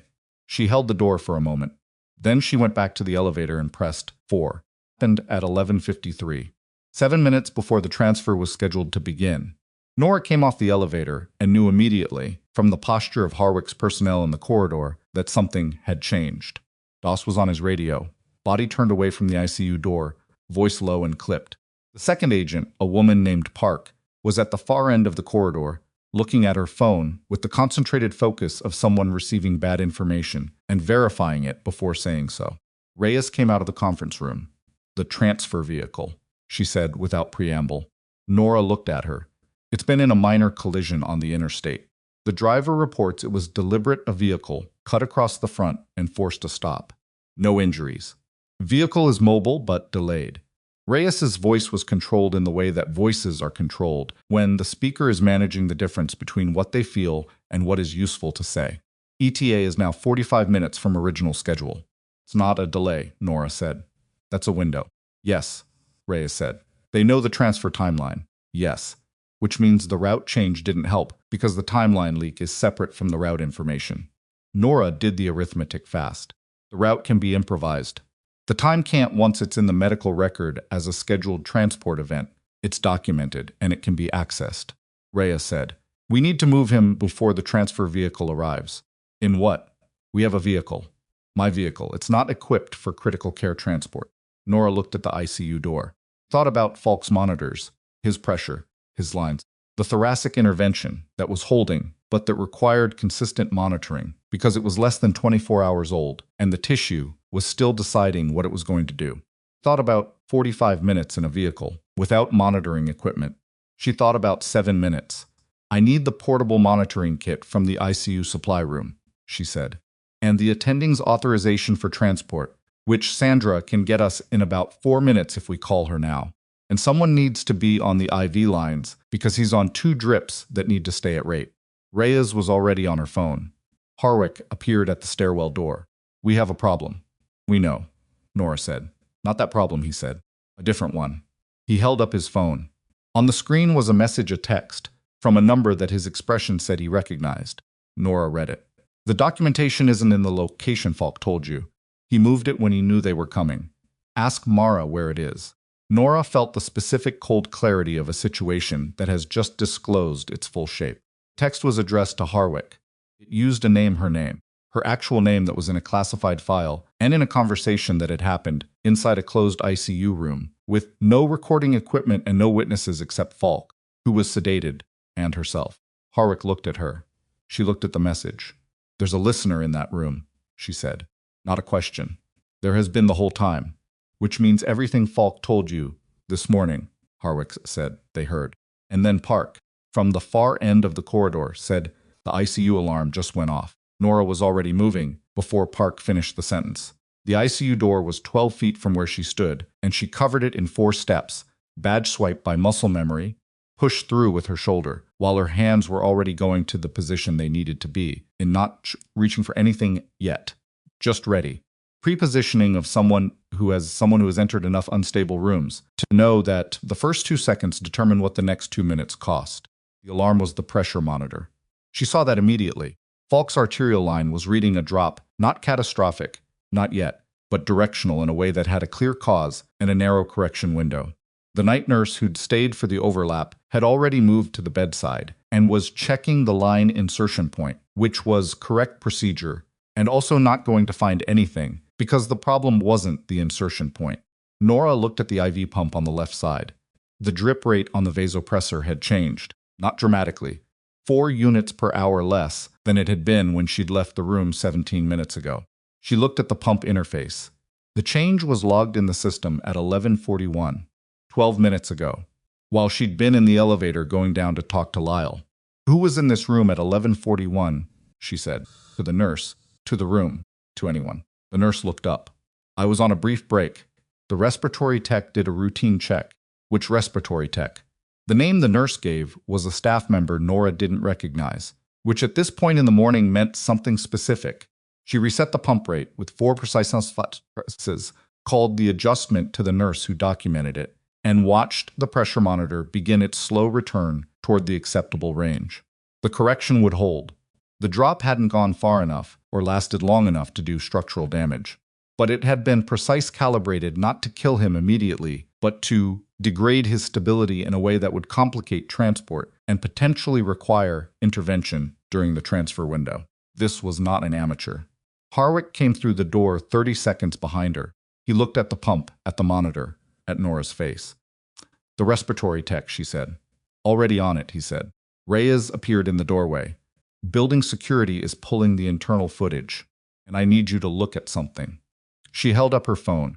Screen showed a still from the security system, the corridor outside the ICU. Time-stamped 11:40, the narrow fisheye angle of the camera above the door. In the frame, walking with the unhurried movement of someone with complete situational authority, was a figure in respiratory tech scrubs. The face was angled down, deliberately, the same partial concealment strategy as the man with the wrong font badge. Same operational discipline. Difference in, or possibly the same person, in different clothes. The resolution didn't give her certainty. "They had 2 people in this building," Nora said. "At minimum," Reyes said. "One for distraction, one for access." She looked at the monitor. Falk's pressure was climbing back. "The first one this morning was meant to draw attention, so we'd tighten up on the obvious access point. The second one hit while our attention was pulled," Reyes said. "They're running a layered operation, which requires coordination and real-time information about where we are and what we're doing." Nora looked at the room, at the walls, the ceiling, the monitoring equipment. "Find the listener." Reyes turned to her team.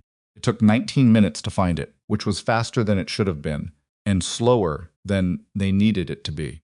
Technical specialist named Garza, who had come up with Reyes's team, ran a signal sweep of the ICU room, with equipment that looked like a modified tablet, and produced, from behind the secondary monitor housing on Falk's bedside unit, a device the size of a large coat button.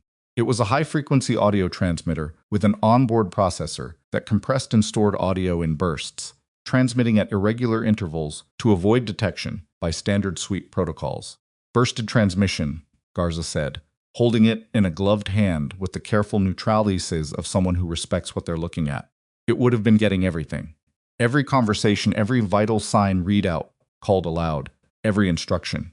He paused. "Sophisticated. This isn't retail. Someone built this." Harwick looked at it.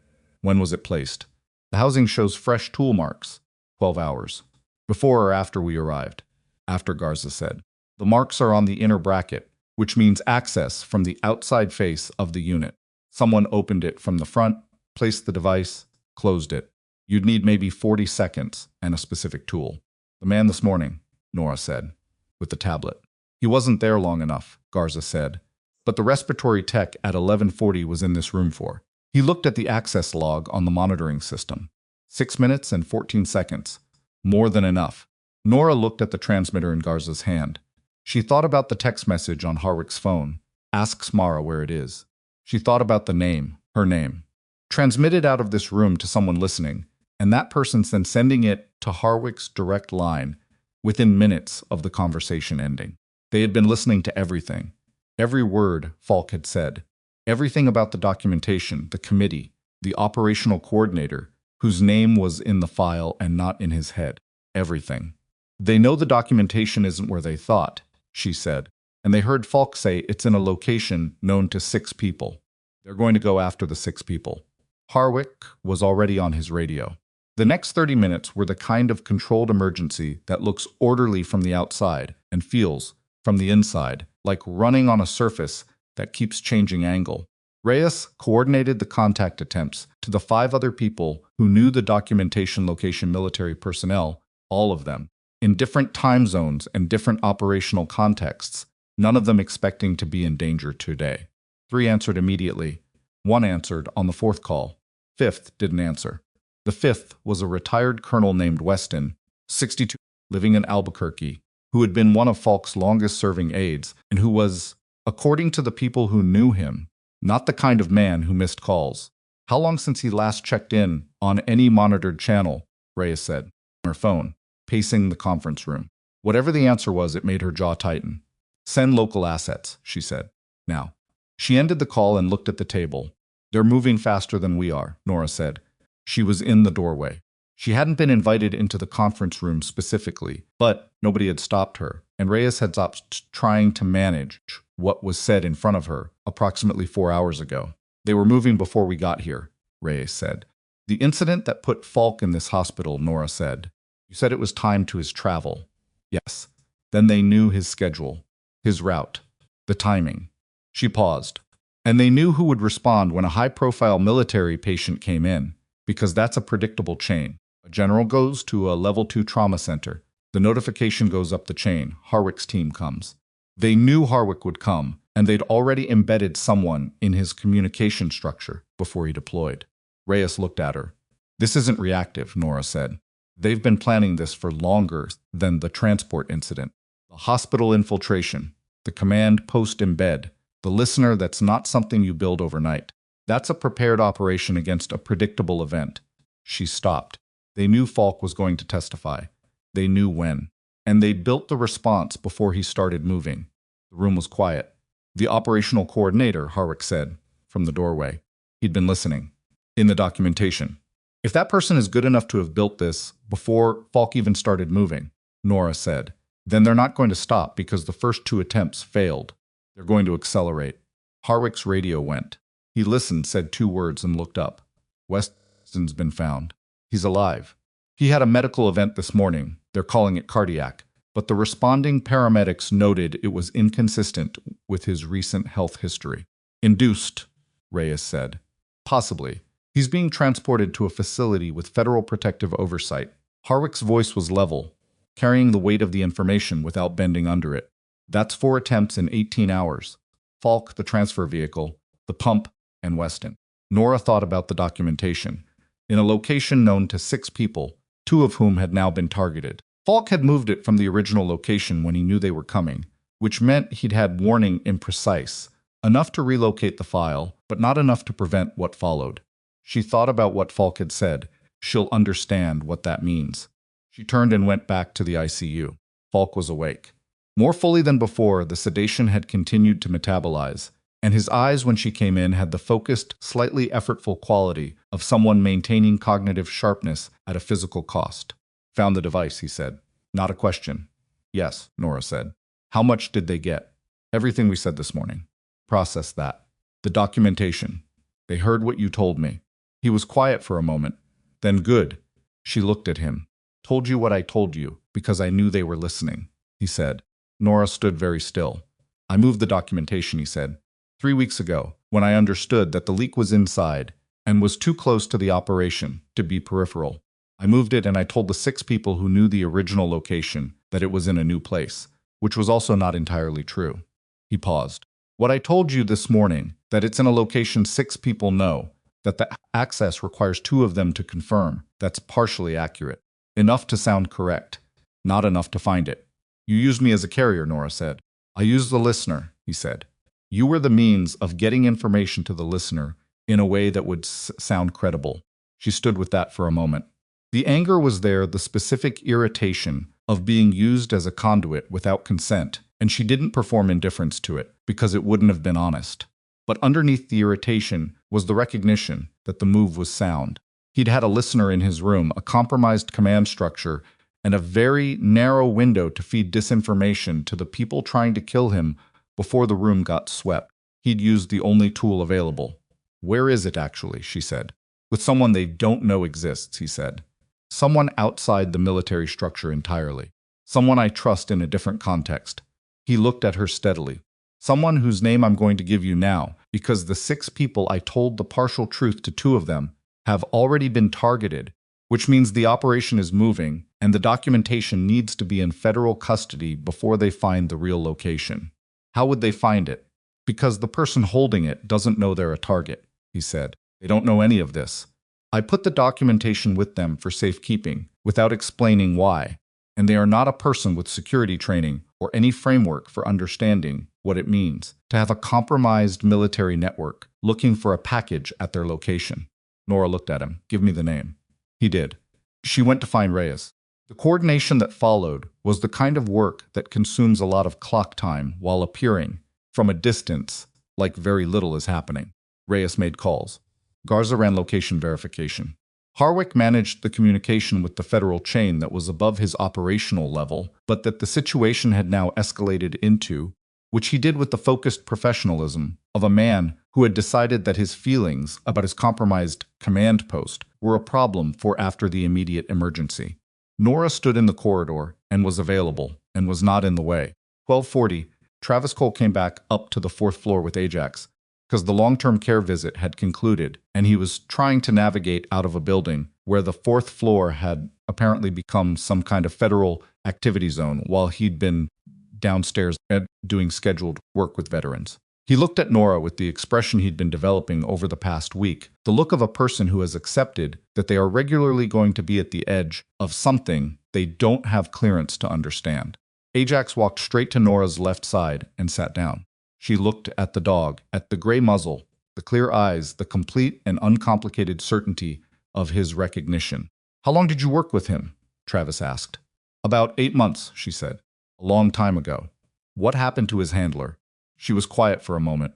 "Rotation home." Ajax was young. He'd had a difficult deployment before I met him. He was shutting people out. I was doing medical support on an extended assignment, and I had time. She looked at Ajax. "We worked on it." "What did you do?" "Just showed up," she said. "Every day. Consistent. Same routine. Same approach. Let him decide when he was ready." She reached down and rested her hand on Ajax's head for the 2 seconds that was her habit. "No more," he decided. Travis looked at the dog, at Nora, at the ICU door, and the military personnel and the woman with the federal credentials case who was currently running what appeared to be a small tactical operation out of a conference room. "What exactly do you do?" he said. "I know what your badge says. I'm asking what you actually do." Nora looked at him. He was 26, and he'd been handling a retired working dog for 8 months and driving him to veteran wellness visits on his own time and staying on a floor where he had no reason to be because his dog kept refusing to leave. He deserved a straight answer. "I keep people alive," she said. "Specific method changes depending on the situation." Travis nodded slowly, as if this was making a kind of sense that was different from the kind he'd started the day expecting to access. At 1:15, Reyes came out of the conference room. "Here," she said. "Federal custody as of 11 minutes ago. The individual holding it is safe. Local assets got there before anyone else." Nora let out a breath. "There's something else," Reyes said.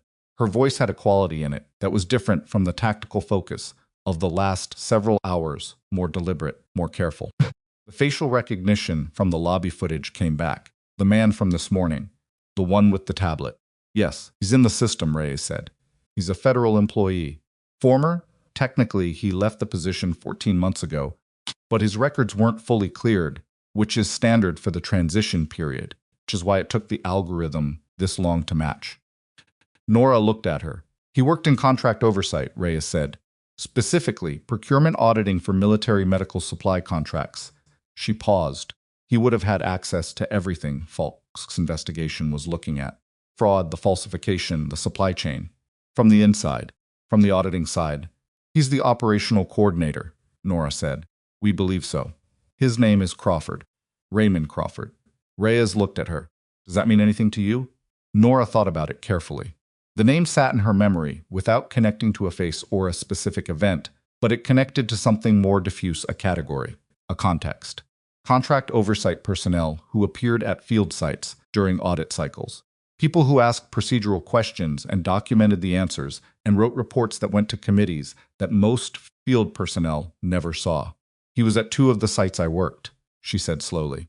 "During audit visits, I wouldn't have known him specifically. There were usually several people on those visits, but I was in the same locations." "Means he's seen your face," Reyes said. "Before today. Before this hospital." The implication settled. "The text to Harwick," Nora said. "Using my name." "He didn't get your name from the listener," Reyes said. "Or not only from the listener. He knew your name before you walked into that ICU." She thought about the man with the tablet, the recalibration in his eyes when she'd stood up from the chair. She'd read it as encountering an unexpected obstacle. It had also been recognition. "He knew who was in that room with Falk," she said. "And he chose to text Harwick using your name anyway," Reyes said, which was either a mistake over confidence, sloppiness, didn't think through the implication, or it was deliberate. "If it was deliberate," Nora said, "then he wants us to know it was him." "Why would he want that?" Nora thought about a man who had run a 4-year operational network inside a federal system, who had coordinated supply chain fraud that got people killed, who had embedded someone in a military command post before it deployed, who had run a layered 2-person operation inside a hospital within 12 hours of arriving in the city. She thought about the particular psychology of someone who had been doing something for 4 years and had never been publicly identified. Because he thinks it doesn't matter, she said. Because he thinks the documentation isn't going to reach the committee regardless. Reyes's phone went. She answered it. She listened. Her expression did something that wasn't quite surprise, more like the confirmation of a possibility she'd been carrying as a contingency. She lowered the phone.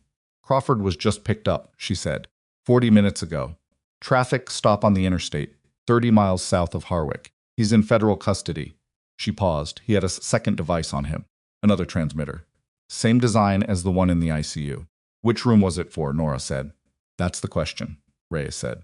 Because it wasn't configured for the ICU frequency. Garza's running the configuration now.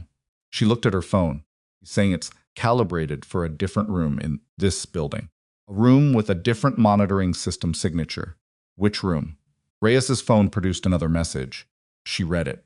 The second device was configured for the administrative conference room on the second floor. The room where Garrett Lyle had met with Major Tolliver at 8:15 that morning. The room where Lyle had told Nora, at 11:40, that he was amending the conduct report. The room where he'd said, whatever your name actually is, I hope you stay. The room where Nora had held the door for a moment, with a feeling she couldn't name, and then gone back to the elevator. Nora looked at Reyes. Crawford placed the second device. Or had someone place it, Reyes said. They were monitoring Lyle's conversations. Which means they know the conduct report is being amended, Reyes said. They know the administrative barrier against you is coming down. They know Tolliver is involved. Why would they care about an internal hospital conduct report? Reyes was quiet for a moment that was slightly too long. Reyes, Nora said. Because the conduct report wasn't only about you, Reyes said. We've been running the background on Crawford's full network. The financial trail from the supply chain fraud connects to a shell company that made a series of donations legal, disclosed, in the right amounts to stay under reporting thresholds to the medical consulting firm that provided credentialing references for 3 physicians at this hospital in the past 4 years. Nora looked at her steadily. Crawford has a connection to this hospital that predates Falk's admission by years, Reyes said. We don't know the full shape of it yet, but the conduct report, filing it, making it stick, getting you out of this building. She stopped. That may not have been only about Lyle's professional opinion of you. Corridor was very quiet. Lyle, Nora said. We don't know if he's aware of it, Reyes said quickly. Connection may be entirely on the credentialing side, the firm that vouched for people he works with. He may have no direct knowledge. Or he may, Reyes acknowledged. Which is why I need to ask you to do something that is not your official role in any capacity, but that you are probably the best person in this building to do. Nora waited. I need you to go back to Lyle, Reyes said.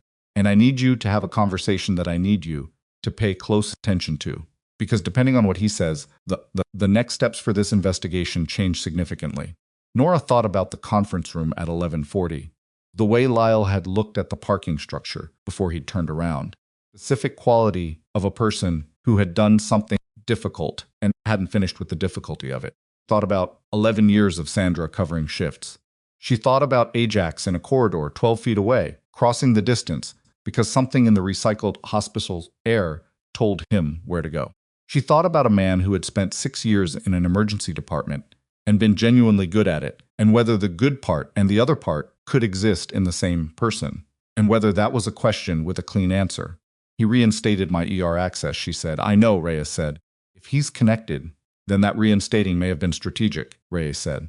Or it may have been exactly what he said it was. I don't know yet. That's why I need you to talk to him. Nora stood in the corridor for a moment, with the weight of all the things she didn't know, which was a longer list than it had been this morning, and this morning the list had been substantial. Then she went to the elevator and pressed 2. Lyle was in the ER.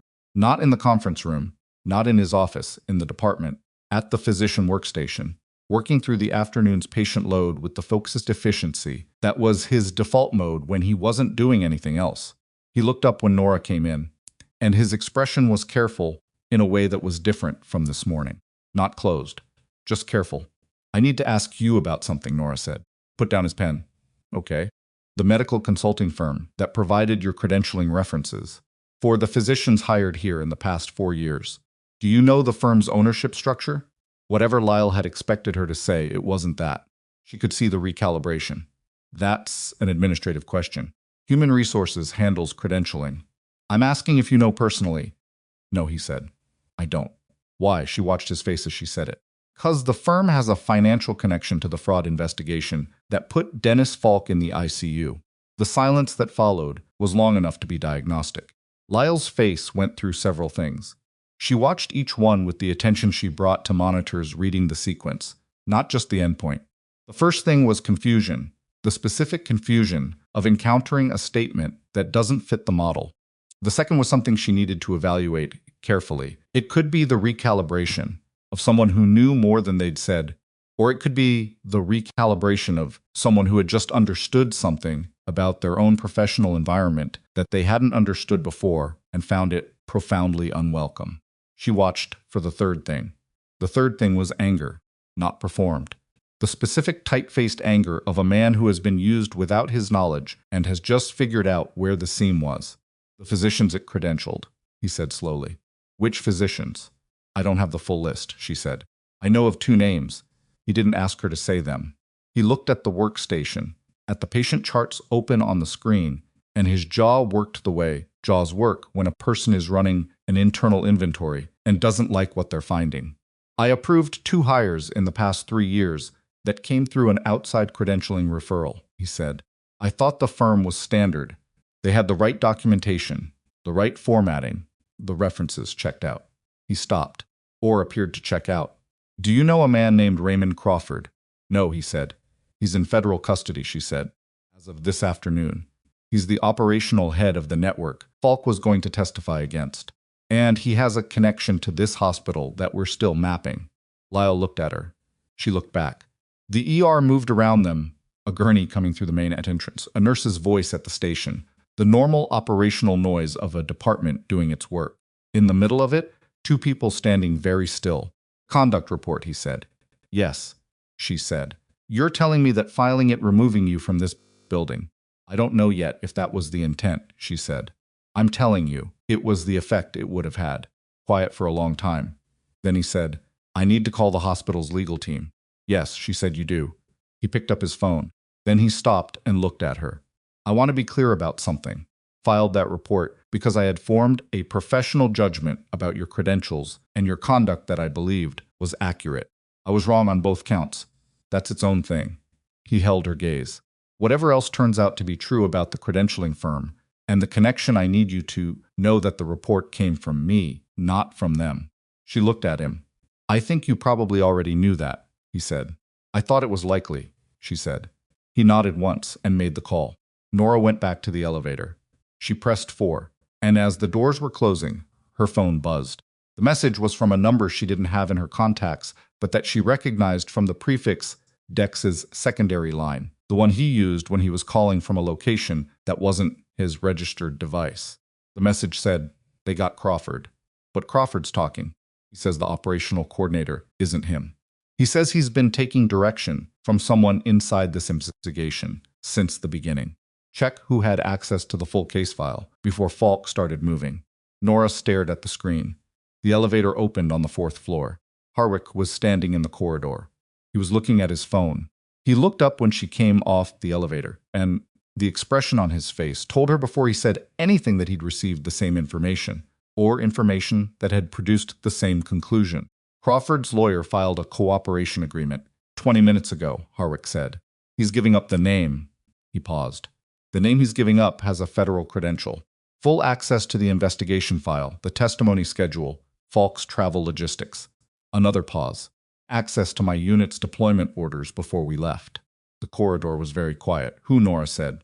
Harwick looked at her with an expression that contained, beneath the professional control, something that was instantly and genuinely painful. The look of a person about to say something that is going to change several things at once. He said the name. Nora stood in the corridor and let the name settle into everything she knew and watched the shape of the last 48 hours reorganize around it the way a room reorganizes when the lights come on. She said, Where is she now? Harwick looked down the corridor toward the conference room, where the door was closed and the light under it was on. She's been in there for the last hour, he said, running the operational coordination for the transfer. The name Harwick had said was Reyes. Nora stood in the corridor and let that settle. Not the name itself, the implications behind it. The operational architecture it explained, the specific and awful elegance of it. Reyes had been inside the investigation from the beginning. She'd had access to the full case file, Falk's testimony schedule, Harwick's deployment orders.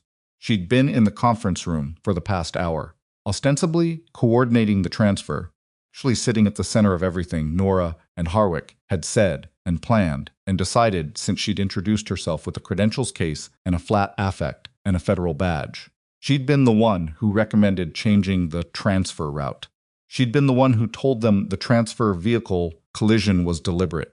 She'd been the one coordinating the asset contact attempts when Weston went down. Every piece of information that had come conference room and conference in the past 6 hours had gone through Reyes, and Reyes had been deciding in real time what to relay, what to delay, and what to quietly redirect. Nora looked at the conference room door. The light under it was on. She could see the thin line of it from where she stood. "How confident is Crawford's lawyer on the name?" she said. "Confident enough to put it in a signed cooperation agreement," Harwick said. "Crawford says she approached him 4 years ago. She had information on the early fraud, and she used it as leverage to cooperate or be exposed. He was the operational arm. She was the direction. She built him," Nora said. "She built the whole thing," Harwick said. "The network, the methodology, the cover structure. Crawford was implementing. She was designing. And when Falk's investigation started getting close, she was in a position to monitor it from the inside and shape its timeline. Slow it down. Redirect resources. Make sure the documentation never got far enough to be actionable." He paused. "And when Falk started moving toward the testimony date, she escalated." Nora thought about the ICU, about Falk's eyes when they'd opened and found her in the corner, about the quality of the letting go she'd seen on his face, the specific trust of someone in crisis, finding a thing they could put weight on. Thought about the listener device in the ICU.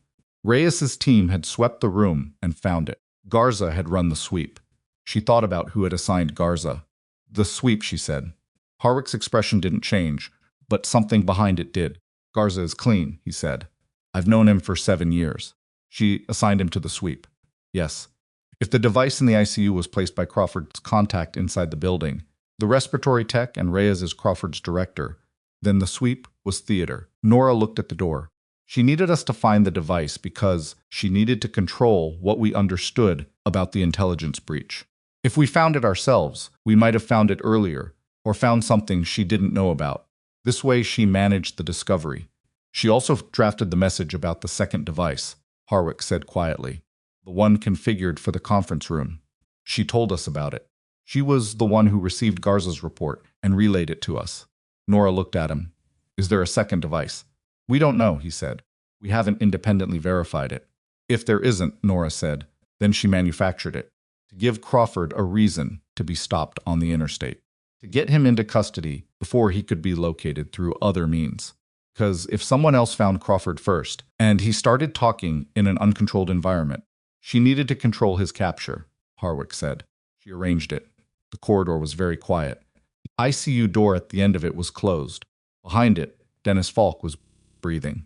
"She's been in that conference room," Nora said, "with access to everything. The transfer plan, the route, the receiving facility details." "Yes." "Which means the transfer is still compromised." "Yes." They looked at each other with the specific mutual understanding of two people who have arrived at the same conclusion from different directions and know exactly what it requires of them. "I need 2 minutes," Nora said. "You have them," Harwick said. She went to the ICU. Not to Falk, she went to the supply room adjacent to the unit and stood in it with her back to the shelves and her phone in her hand and called Dex. He answered in one ring, which meant he'd been waiting. "Reyes," she said. "I know," he said. "I got it from the same pipeline as the Crawford cooperation. Came through 12 minutes ago. She's in the building." "I know that too." A pause. "Nora, she has federal credentials and an active operational role. Can't just—" "I'm not going to touch her," Nora said. "But the transfer cannot proceed on any plan she's had access to. Is there a clean channel for a new transfer authorization, completely outside her network?" She heard Dex typing. Kind of fast, focused typing. That meant he was already several steps ahead of the question. "There's a DoD medical transport authorization protocol that routes through a separate chain from standard JAG and federal coordination. requires a physician's signature and a military commanding officer sign-off. I have both of those in this building, Nora said. It takes 40 minutes to process. Then start it now, she said. More typing. I need the physician's name and the CO's unit designation. She gave him both. She heard the information go in, stood in the supply room surrounded by IV bags and calibration equipment and the particular smell of medical-grade plastic and antiseptic, and let herself be, for 30 seconds, a person standing in a room rather than a variable in an active crisis. Then she put the phone in her pocket and went back to the corridor. Harwick had not been idle. He'd made 2 calls. The first was to a contact at the Inspector General's office who operated on a separate authorization chain from Reyes's unit, the person in any system who is specifically empowered to act when the system itself may be compromised. The second was to a federal marshal whose jurisdiction covered the Harwick, Colorado area and who had the authority to take a federal employee into custody pending investigation. The marshal was 11 minutes out. She can't know, Nora said. She's in the conference room, Harwick said. As long as the transfer coordination continues to appear normal from her end. She's running it, Nora said. She thinks she's still directing the outcome. Let her. Harwick looked at her steadily. And when the marshal arrives, comes out of that room when we ask her to, Nora said. Pretext. Something that requires her physical presence and doesn't telegraph anything until she's in the corridor. You want to be the one who asks. It wasn't a question. She held his gaze. She knows my face from before this. She chose to use my name in that text, which means she considered me a factor worth naming. Let me be the factor. He looked at her for a moment with the expression of someone deciding whether the logic is sound or whether the person offering it has a personal stake that's distorting the logic. Then he said 11 minutes. 11 minutes, she agreed. She spent 8 of them at Falk's bedside. He was awake. More than awake, the particular alertness of a man who had been tracking events through closed ICU doors via the quality of the footsteps and voices in the corridor and had assembled a working picture from incomplete information, which was a skill he'd been developing for 30 years. Reyes, he said when Nora came in. Yes, she said. He looked at the ceiling. I should have seen it. She was very good, Nora said. She was exceptional, he said, and the word carried a different weight from how it would have carried in a different context. The weight of genuine respect for someone who had used exceptional capability in a direction that had cost people their lives. She had access to my calendar, my communication, my investigation timeline. She knew everything because I trusted the chain. Crawford confirmed it. Good, he said. That's good. He was quiet for a moment. Transfer. We're routing it outside her network. Being processed now. She looked at his monitors. Still holding. You're going to need to be moved on a tight timeline. I know. He looked at her. Is she still in the building? For about 3 more minutes. He nodded slowly. Something crossed his face. Not satisfaction. Not exactly. But the particular quality of a man who has been trying to reach a specific outcome for a long time and can see the distance closing. The documentation is safe, she said. It's in federal custody. Then it's already over, he said. Whatever happens today, the testimony is covered. Committee has the documentation. It goes forward with or without me. She looked at him. It's going to go forward with you. Optimism, he said. Logistics, she said. You're stable. The transfer is clean. And you're going to testify in front of that committee in approximately 3 weeks. That's a timeline, not an aspiration. He looked at her with something that was close to a smile and landed just short of it because his face was still managing too much pain for the full version. Mara, he said. Thank you, he said. For the first time and this time and whatever's in between that I don't know about, and probably should. She stood up. Rest, she said. The next part is administration. She went back to the corridor. The marshal arrived in the form of 2 people who looked, in the casual institutional clothing they'd chosen for plainclothes entry, sufficiently like hospital visitors that they navigated from the main lobby to the 4th floor without creating any visible change in the building's ambient activity. Harwick met them at the stairwell door. There was a brief, low-voiced exchange. The marshal, a tall woman named Idris, with the economical bearing of someone who had been doing this for a long time, looked toward the conference room and nodded once. Nora walked to the conference room door. She knocked twice, opened it. Reyes looked up from the table. She had 3 devices in front of her, 2 phones and a tablet, and the confident command presence of someone managing a complex operation from a controlled location. Her expression when Nora came in was exactly what it had been all day: professional, measured, faintly assessing. "The transfer vehicle is 20 minutes out," Reyes said. "We should move Falk to the loading dock staging area. In the next—" "We're not using that vehicle," Nora said. Reyes paused. "What?" "The transfer is being routed on a separate authorization chain," Nora said. "DoD Medical Transport Protocol. Colonel Harwick signed off 20 minutes ago." Something moved behind Reyes's eyes. Not panic, she was too controlled for that, too practiced in reading situations and adapting to them. What moved was calculation, the rapid internal adjustment of a person who has encountered unexpected information and is deciding in real time whether they still have options. "That's not standard procedure," Reyes said. "That chain takes significantly longer." "Been processed," Nora said. "On whose authority?" "Mine," Harwick said from the doorway. Reyes looked at him. Her eyes moved to the two people behind him who were not military and not hospital staff, and who had the specific quality of law enforcement that is not trying to be invisible anymore. She looked back at Nora. The calculation behind her eyes ran its course and reached its conclusion. The conclusion was visible. Not in her face. Her face stayed controlled, professionally composed, the face of a woman who had spent 4 years being exactly what situations required her to appear to be. It was visible in the stillness. The specific quality of a person who has run out of moves and knows it and is deciding whether to acknowledge it or perform their way through it one more time. She chose performance, which was what Nora had expected. "I don't know what you think you have," Reyes said. Her voice was steady, her posture unchanged. "But whatever Crawford told his lawyer, Crawford is a man with a documented history of supply chain fraud, who is trying to reduce his own exposure. Whatever name he gave us yours," Harwick said. "With 4 years of operational communications documentation. And the IG's office has been reviewing your case file access logs since 9 this morning." He paused. "You redirected 3 resource requests in the investigation over the past 8 months. Twice during periods when Falk's team was closing in on the procurement falsification. Once, when the supply chain documentation was being consolidated." Reyes said nothing. "The listener device in the ICU," Nora said. "Garza swept the room on your instruction. You controlled what we understood about what was compromised." "Garza is my personnel," Reyes said. "You don't know his—" "Garza is clean," Nora said. "He swept the room the way you told him to. He found what he was supposed to find, because that was the actual device. But the configuration report you gave us, on the second device, the one you said, was calibrated for the second-floor conference room. Garza didn't write that report. We checked the original documentation this afternoon. Configuration analysis came from you." A small silence. "There was no second device," Nora said. "You manufactured the discovery to control Crawford's capture. Because if someone outside your network found Crawford first, he would have talked in an environment you didn't control." Conference room was very quiet. Outside it, the 4th-floor corridor continued its hospital life. The distant sound of monitors, the HVAC, the soft institutional sounds of a building, full of people trying to keep other people alive. None of them knew what was happening in this room. It was the particular privacy of a reckoning that had been a long time building.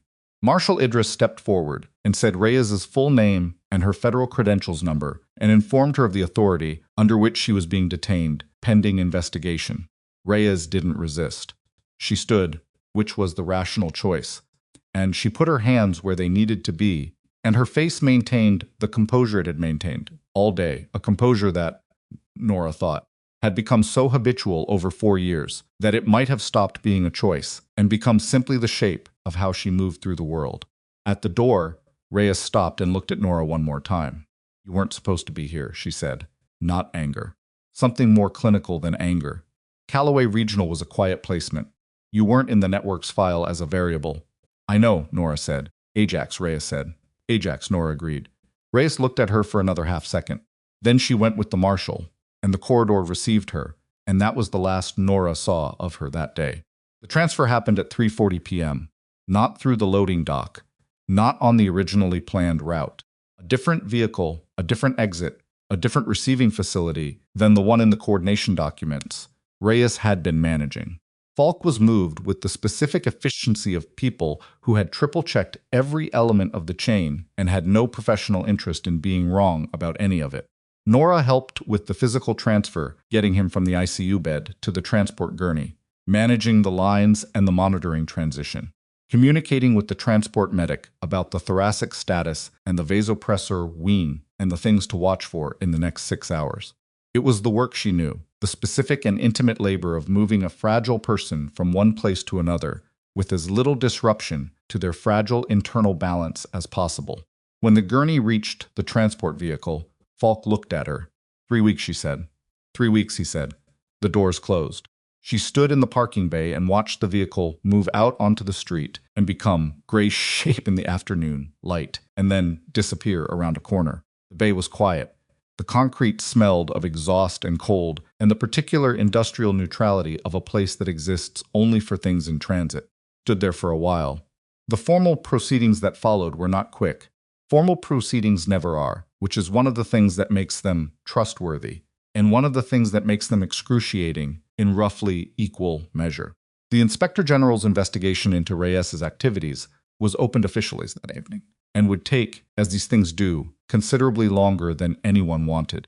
Crawford's cooperation agreement moved through the federal system with the slow inevitability of a bureaucratic process that has been correctly initiated and cannot now be stopped.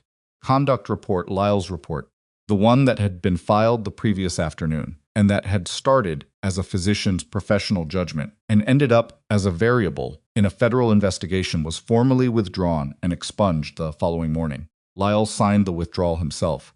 Tolliver processed it. It left no mark on Nora's record, which was the correct outcome and the only outcome she had asked for, and it was enough. The credentialing firm connected to Crawford's network was flagged to the state medical board for review. 2 of the physicians, whose credentials had been run through the firm, were placed under administrative review pending the investigation's findings. Lyle cooperated fully with that process, which was not easy for him. It implicated judgments he had made and personnel decisions that bore his signature, and he did it without being asked twice, which Nora thought said something true about him. It wasn't absolution. It was just accurate. Harwick came to find her on the second day, in the staff lounge where she had first sat with bad coffee and the weight of a situation she hadn't chosen. He had the expression of a man who had been through something difficult and had processed enough of it to be able to be in a room with another person without it consuming the available air. The IG's office wants a statement, he said. Your full statement, including the parts of your background that are classified. I know, she said. There's an authorization process for that. Dex Rourke has already initiated it from his end. The classification tier on your prior service will be reduced to allow the statement to be documented formally. He paused. Which means your record, your actual record, not the Meridian contractor file, is going to be legible to a wider group of people than it has been. I know, she said again. How do you feel about that?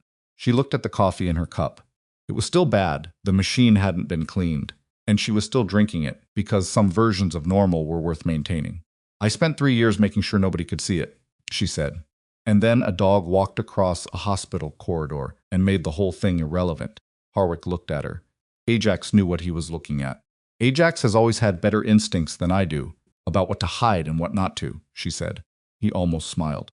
When the IG statement is filed, he said, and when the investigation reaches its public phase, and it will, because Falk's testimony is going to be a congressional event, whether anyone wants the attention or not, your name is going to be in the documentation. The intervention, the patient outcome, the role you played in securing the transfer and identifying the breach. Mara, she said, not Voss. Mara Castle, he said, which was the name in the file and the name she'd been born with, and the name she hadn't used for 3 years, and which landed in the institutional quiet of the lounge, with the weight of something being set down after a long carry. She looked at the window. The parking structure was still out there, gray and concrete and unchanged. The sun was hitting it at a different angle than it had the morning. She'd sat in her car and called Dex and said medium bad. It wasn't medium bad anymore. It was complicated and it wasn't finished, and there were proceedings ahead and paperwork, and the particular ongoing difficulty of a life that had just become more visible than she'd arranged it to be. The patient was alive and in a secure facility, and the documentation was in federal hands, and the woman who had built a network on the bodies of people who died in the field when their medical supplies had been quietly hollowed out was in custody, and those things were true regardless of what came next. Okay, she said, Mara Cassell. On Thursday morning, 4 days after Ajax had walked across the corridor and sat down at her feet with the absolute certainty of an animal, that does not traffic in approximation, Nora Mara came back to the emergency department. Not in urgent care, not in a reassigned role at the edge of something. In the main ER, on the day shift, with her badge reading the name she'd been going by, and her locker in the same spot, and the medication cart in the same position it had always been. Sandra was at the nursing station. She looked up when Mara came in and said, "You're late." 4 minutes, Mara said. "I start counting at 2, Sandra said, and went back to her charts. Deanna was at the end of the station. She didn't say anything. She just looked at Mara for a moment with the 11 years of judgment expression that had been making people slightly nervous since before Mara had arrived at Calloway, and then she nodded once a small private, entirely sufficient acknowledgement and turned to her patient. Lyle came through the department at 8:15, stopped when he reached Mara, who was charting at the workstation, stood for a moment in the specific way of a man who has prepared something to say and is deciding whether to say it or whether the moment has already communicated it without him. He said, good morning, she said. He went to the physician station and started his shift. That was all. That was enough. The department moved around her with its normal operational rhythm, patients arriving, gurneys moving, the particular organized velocity of an emergency room, doing what emergency rooms do, which is absorb everything and keep moving. She was part of it. Not new anymore, not provisional, not operating under someone else's assessment of what she was capable of. Just present, just working. At 10:40, Travis brought Ajax through the main entrance for the scheduled Thursday visit. Ajax came off the elevator on the 4th floor, turned, and then because the veteran visits were done, and because he had apparently made a different calculation about where he needed to be, turned Travis around, walked him back to the elevator, and rode down to the ER level. He came through the department entrance and found Mara in 7 seconds. He walked to her left side. He sat down. The ER around them continued its motion. Nobody stopped. A few people looked. Deanna, a tech named Marcus, the respiratory nurse, at the far end, with the particular expression of people who had watched this happen in times to have stopped being astonished and started being something else, something closer to recognition. Mara looked down at Ajax. I'm working, she said. Ajax remained exactly where he was with the patient, implacable dignity of a dog who has said something and does not feel the need to argue about it. She put her hand on his head for 2 seconds and he pressed into it very slightly, which was more than he usually gave, and she understood that this was his version of something she didn't have a precise word for. The particular communication of a creature who had known her in a different life and had crossed a hospital corridor to say, I see you. I have always seen you. It does not matter what you are calling yourself. She took her hand back and finished her chart entry. 5 minutes, she told Travis, who was standing at the entrance, looking relieved that the dog had stopped pulling. Then he needs to do the actual visit. He seems to think this is the actual visit, Travis said. Mara looked at Ajax, at the gray muzzle and the clear eyes and the absolute unambiguous certainty of his presence at her left side. Yeah, she said. I know. The testimony happened 22 days later. Falk sat in front of a congressional oversight subcommittee and delivered 4 hours of documented testimony about a procurement fraud network that had compromised military medical supply chains across 3 overseas contracts, resulting in field units operating with deficient equipment and substituted pharmaceuticals during active operations, and resulting in deaths that had been attributed to other causes because the documentation that would have revealed the true cause had been carefully managed by a woman with exceptional access and exceptional capability who had spent 4 years making sure the question was never asked. The testimony was covered publicly because congressional testimony is a matter of public record, and because the scope of what Falk described was the kind of thing that doesn't stay contained once it starts moving. Crawford pleaded guilty pursuant to his cooperation agreement. Reyes was indicted on 14 counts. The indictment was specific and thorough and named the names and the dates and the amounts and the decisions, and it did not leave her anywhere soft to land.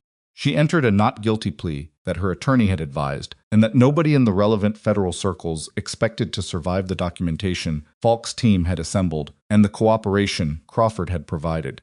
2 physicians whose credentials had been processed through the network's shell firm were both cleared of direct involvement. They'd been hired through a corrupted process, but hadn't been party to it.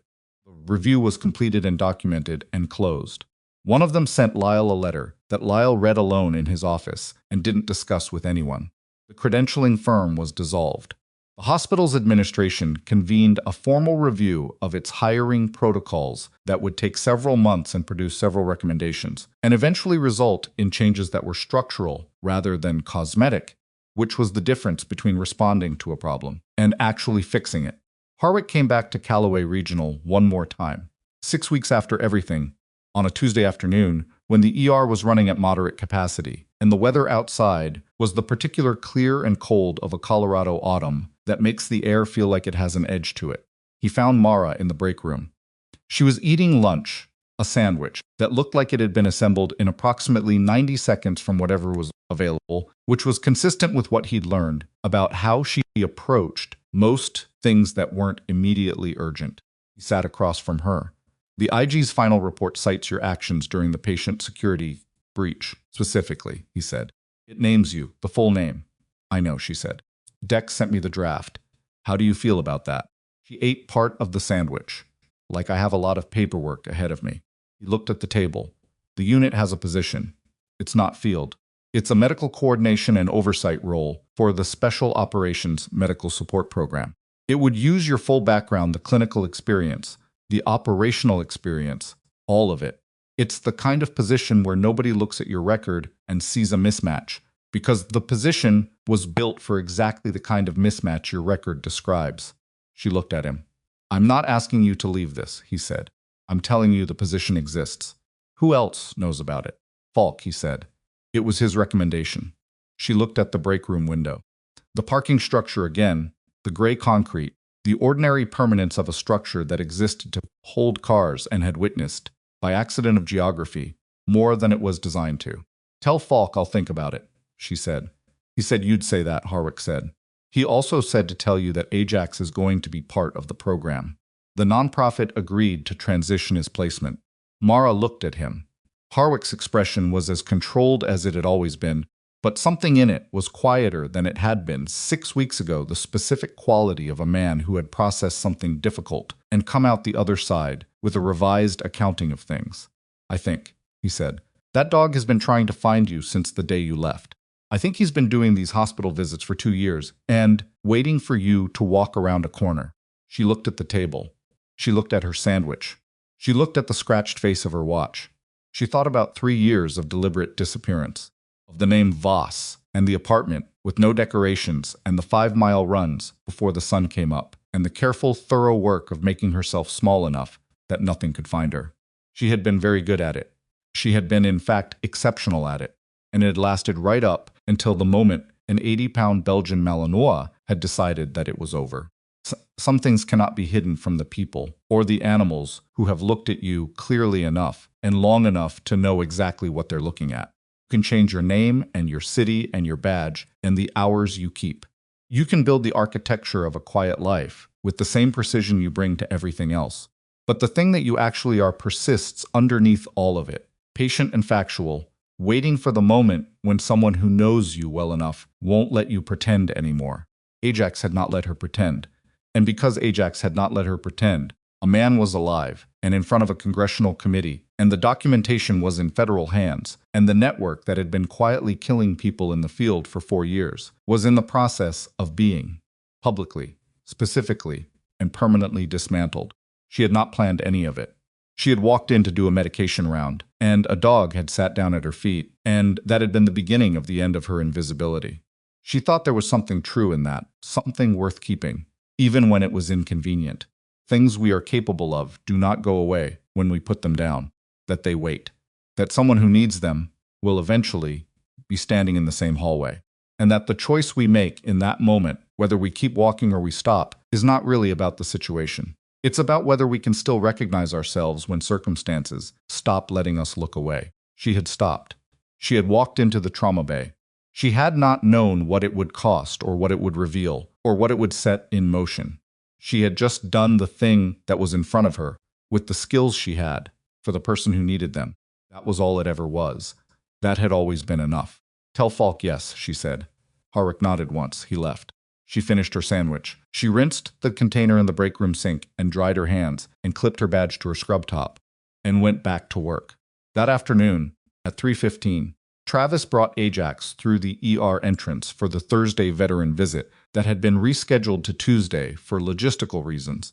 And Ajax walked past the nursing station, and past the physician workstation, and past 3 separate people who held out their hands toward him with the optimistic expressions of people offering contact to a dog, and he ignored all of them with the polite indifference of an animal who has somewhere specific to be. He found Mara at Curtain Bay 4, finishing a dressing change on a patient who had managed a reasonably creative interaction with a table saw and was handling the experience with more humor than the situation technically warranted. Ajax sat down at her left side. The patient looked at the dog. "Is that allowed in here?" Apparently, Mara said. "He looks like he's on duty." She looked down at Ajax, at the gray muzzle and the clear eyes and the specific military sit that he had not been trained out of and had never lost, and had carried through retirement and 2 years of wellness visits, and 1 very eventful week in a Colorado hospital. "He is," she said. She finished the dressing. She documented the chart. She moved to the next patient, and Ajax moved with her, steady at her left side, and the emergency department continued around them, with its ordinary, extraordinary rhythm of people in their worst moments being met by people who had decided at some point that this was the work they were built for. The quiet nurse everyone had underestimated had stopped being quiet about what she was. She hadn't become someone different. She had just stopped pretending to be someone smaller. That is the thing about people who have been built by difficult circumstances for difficult work. They do not disappear when they put down the uniform. They carry it in the way they move, and the way they read a room, and the way they respond when someone in front of them needs something that most people don't know how to give. You can overlook them. You can dismiss them. You can file reports about them and reassign them to the annex and decide, from the comfort of your own unexamined assumptions, that you already know what they are. Cannot make them less than what they are. And eventually in a corridor, in a crisis, in the moment when the margin closes and someone has to do something, they will show you exactly what you missed. At her left side, Ajax settled into his working rest position and closed his eyes. He was home.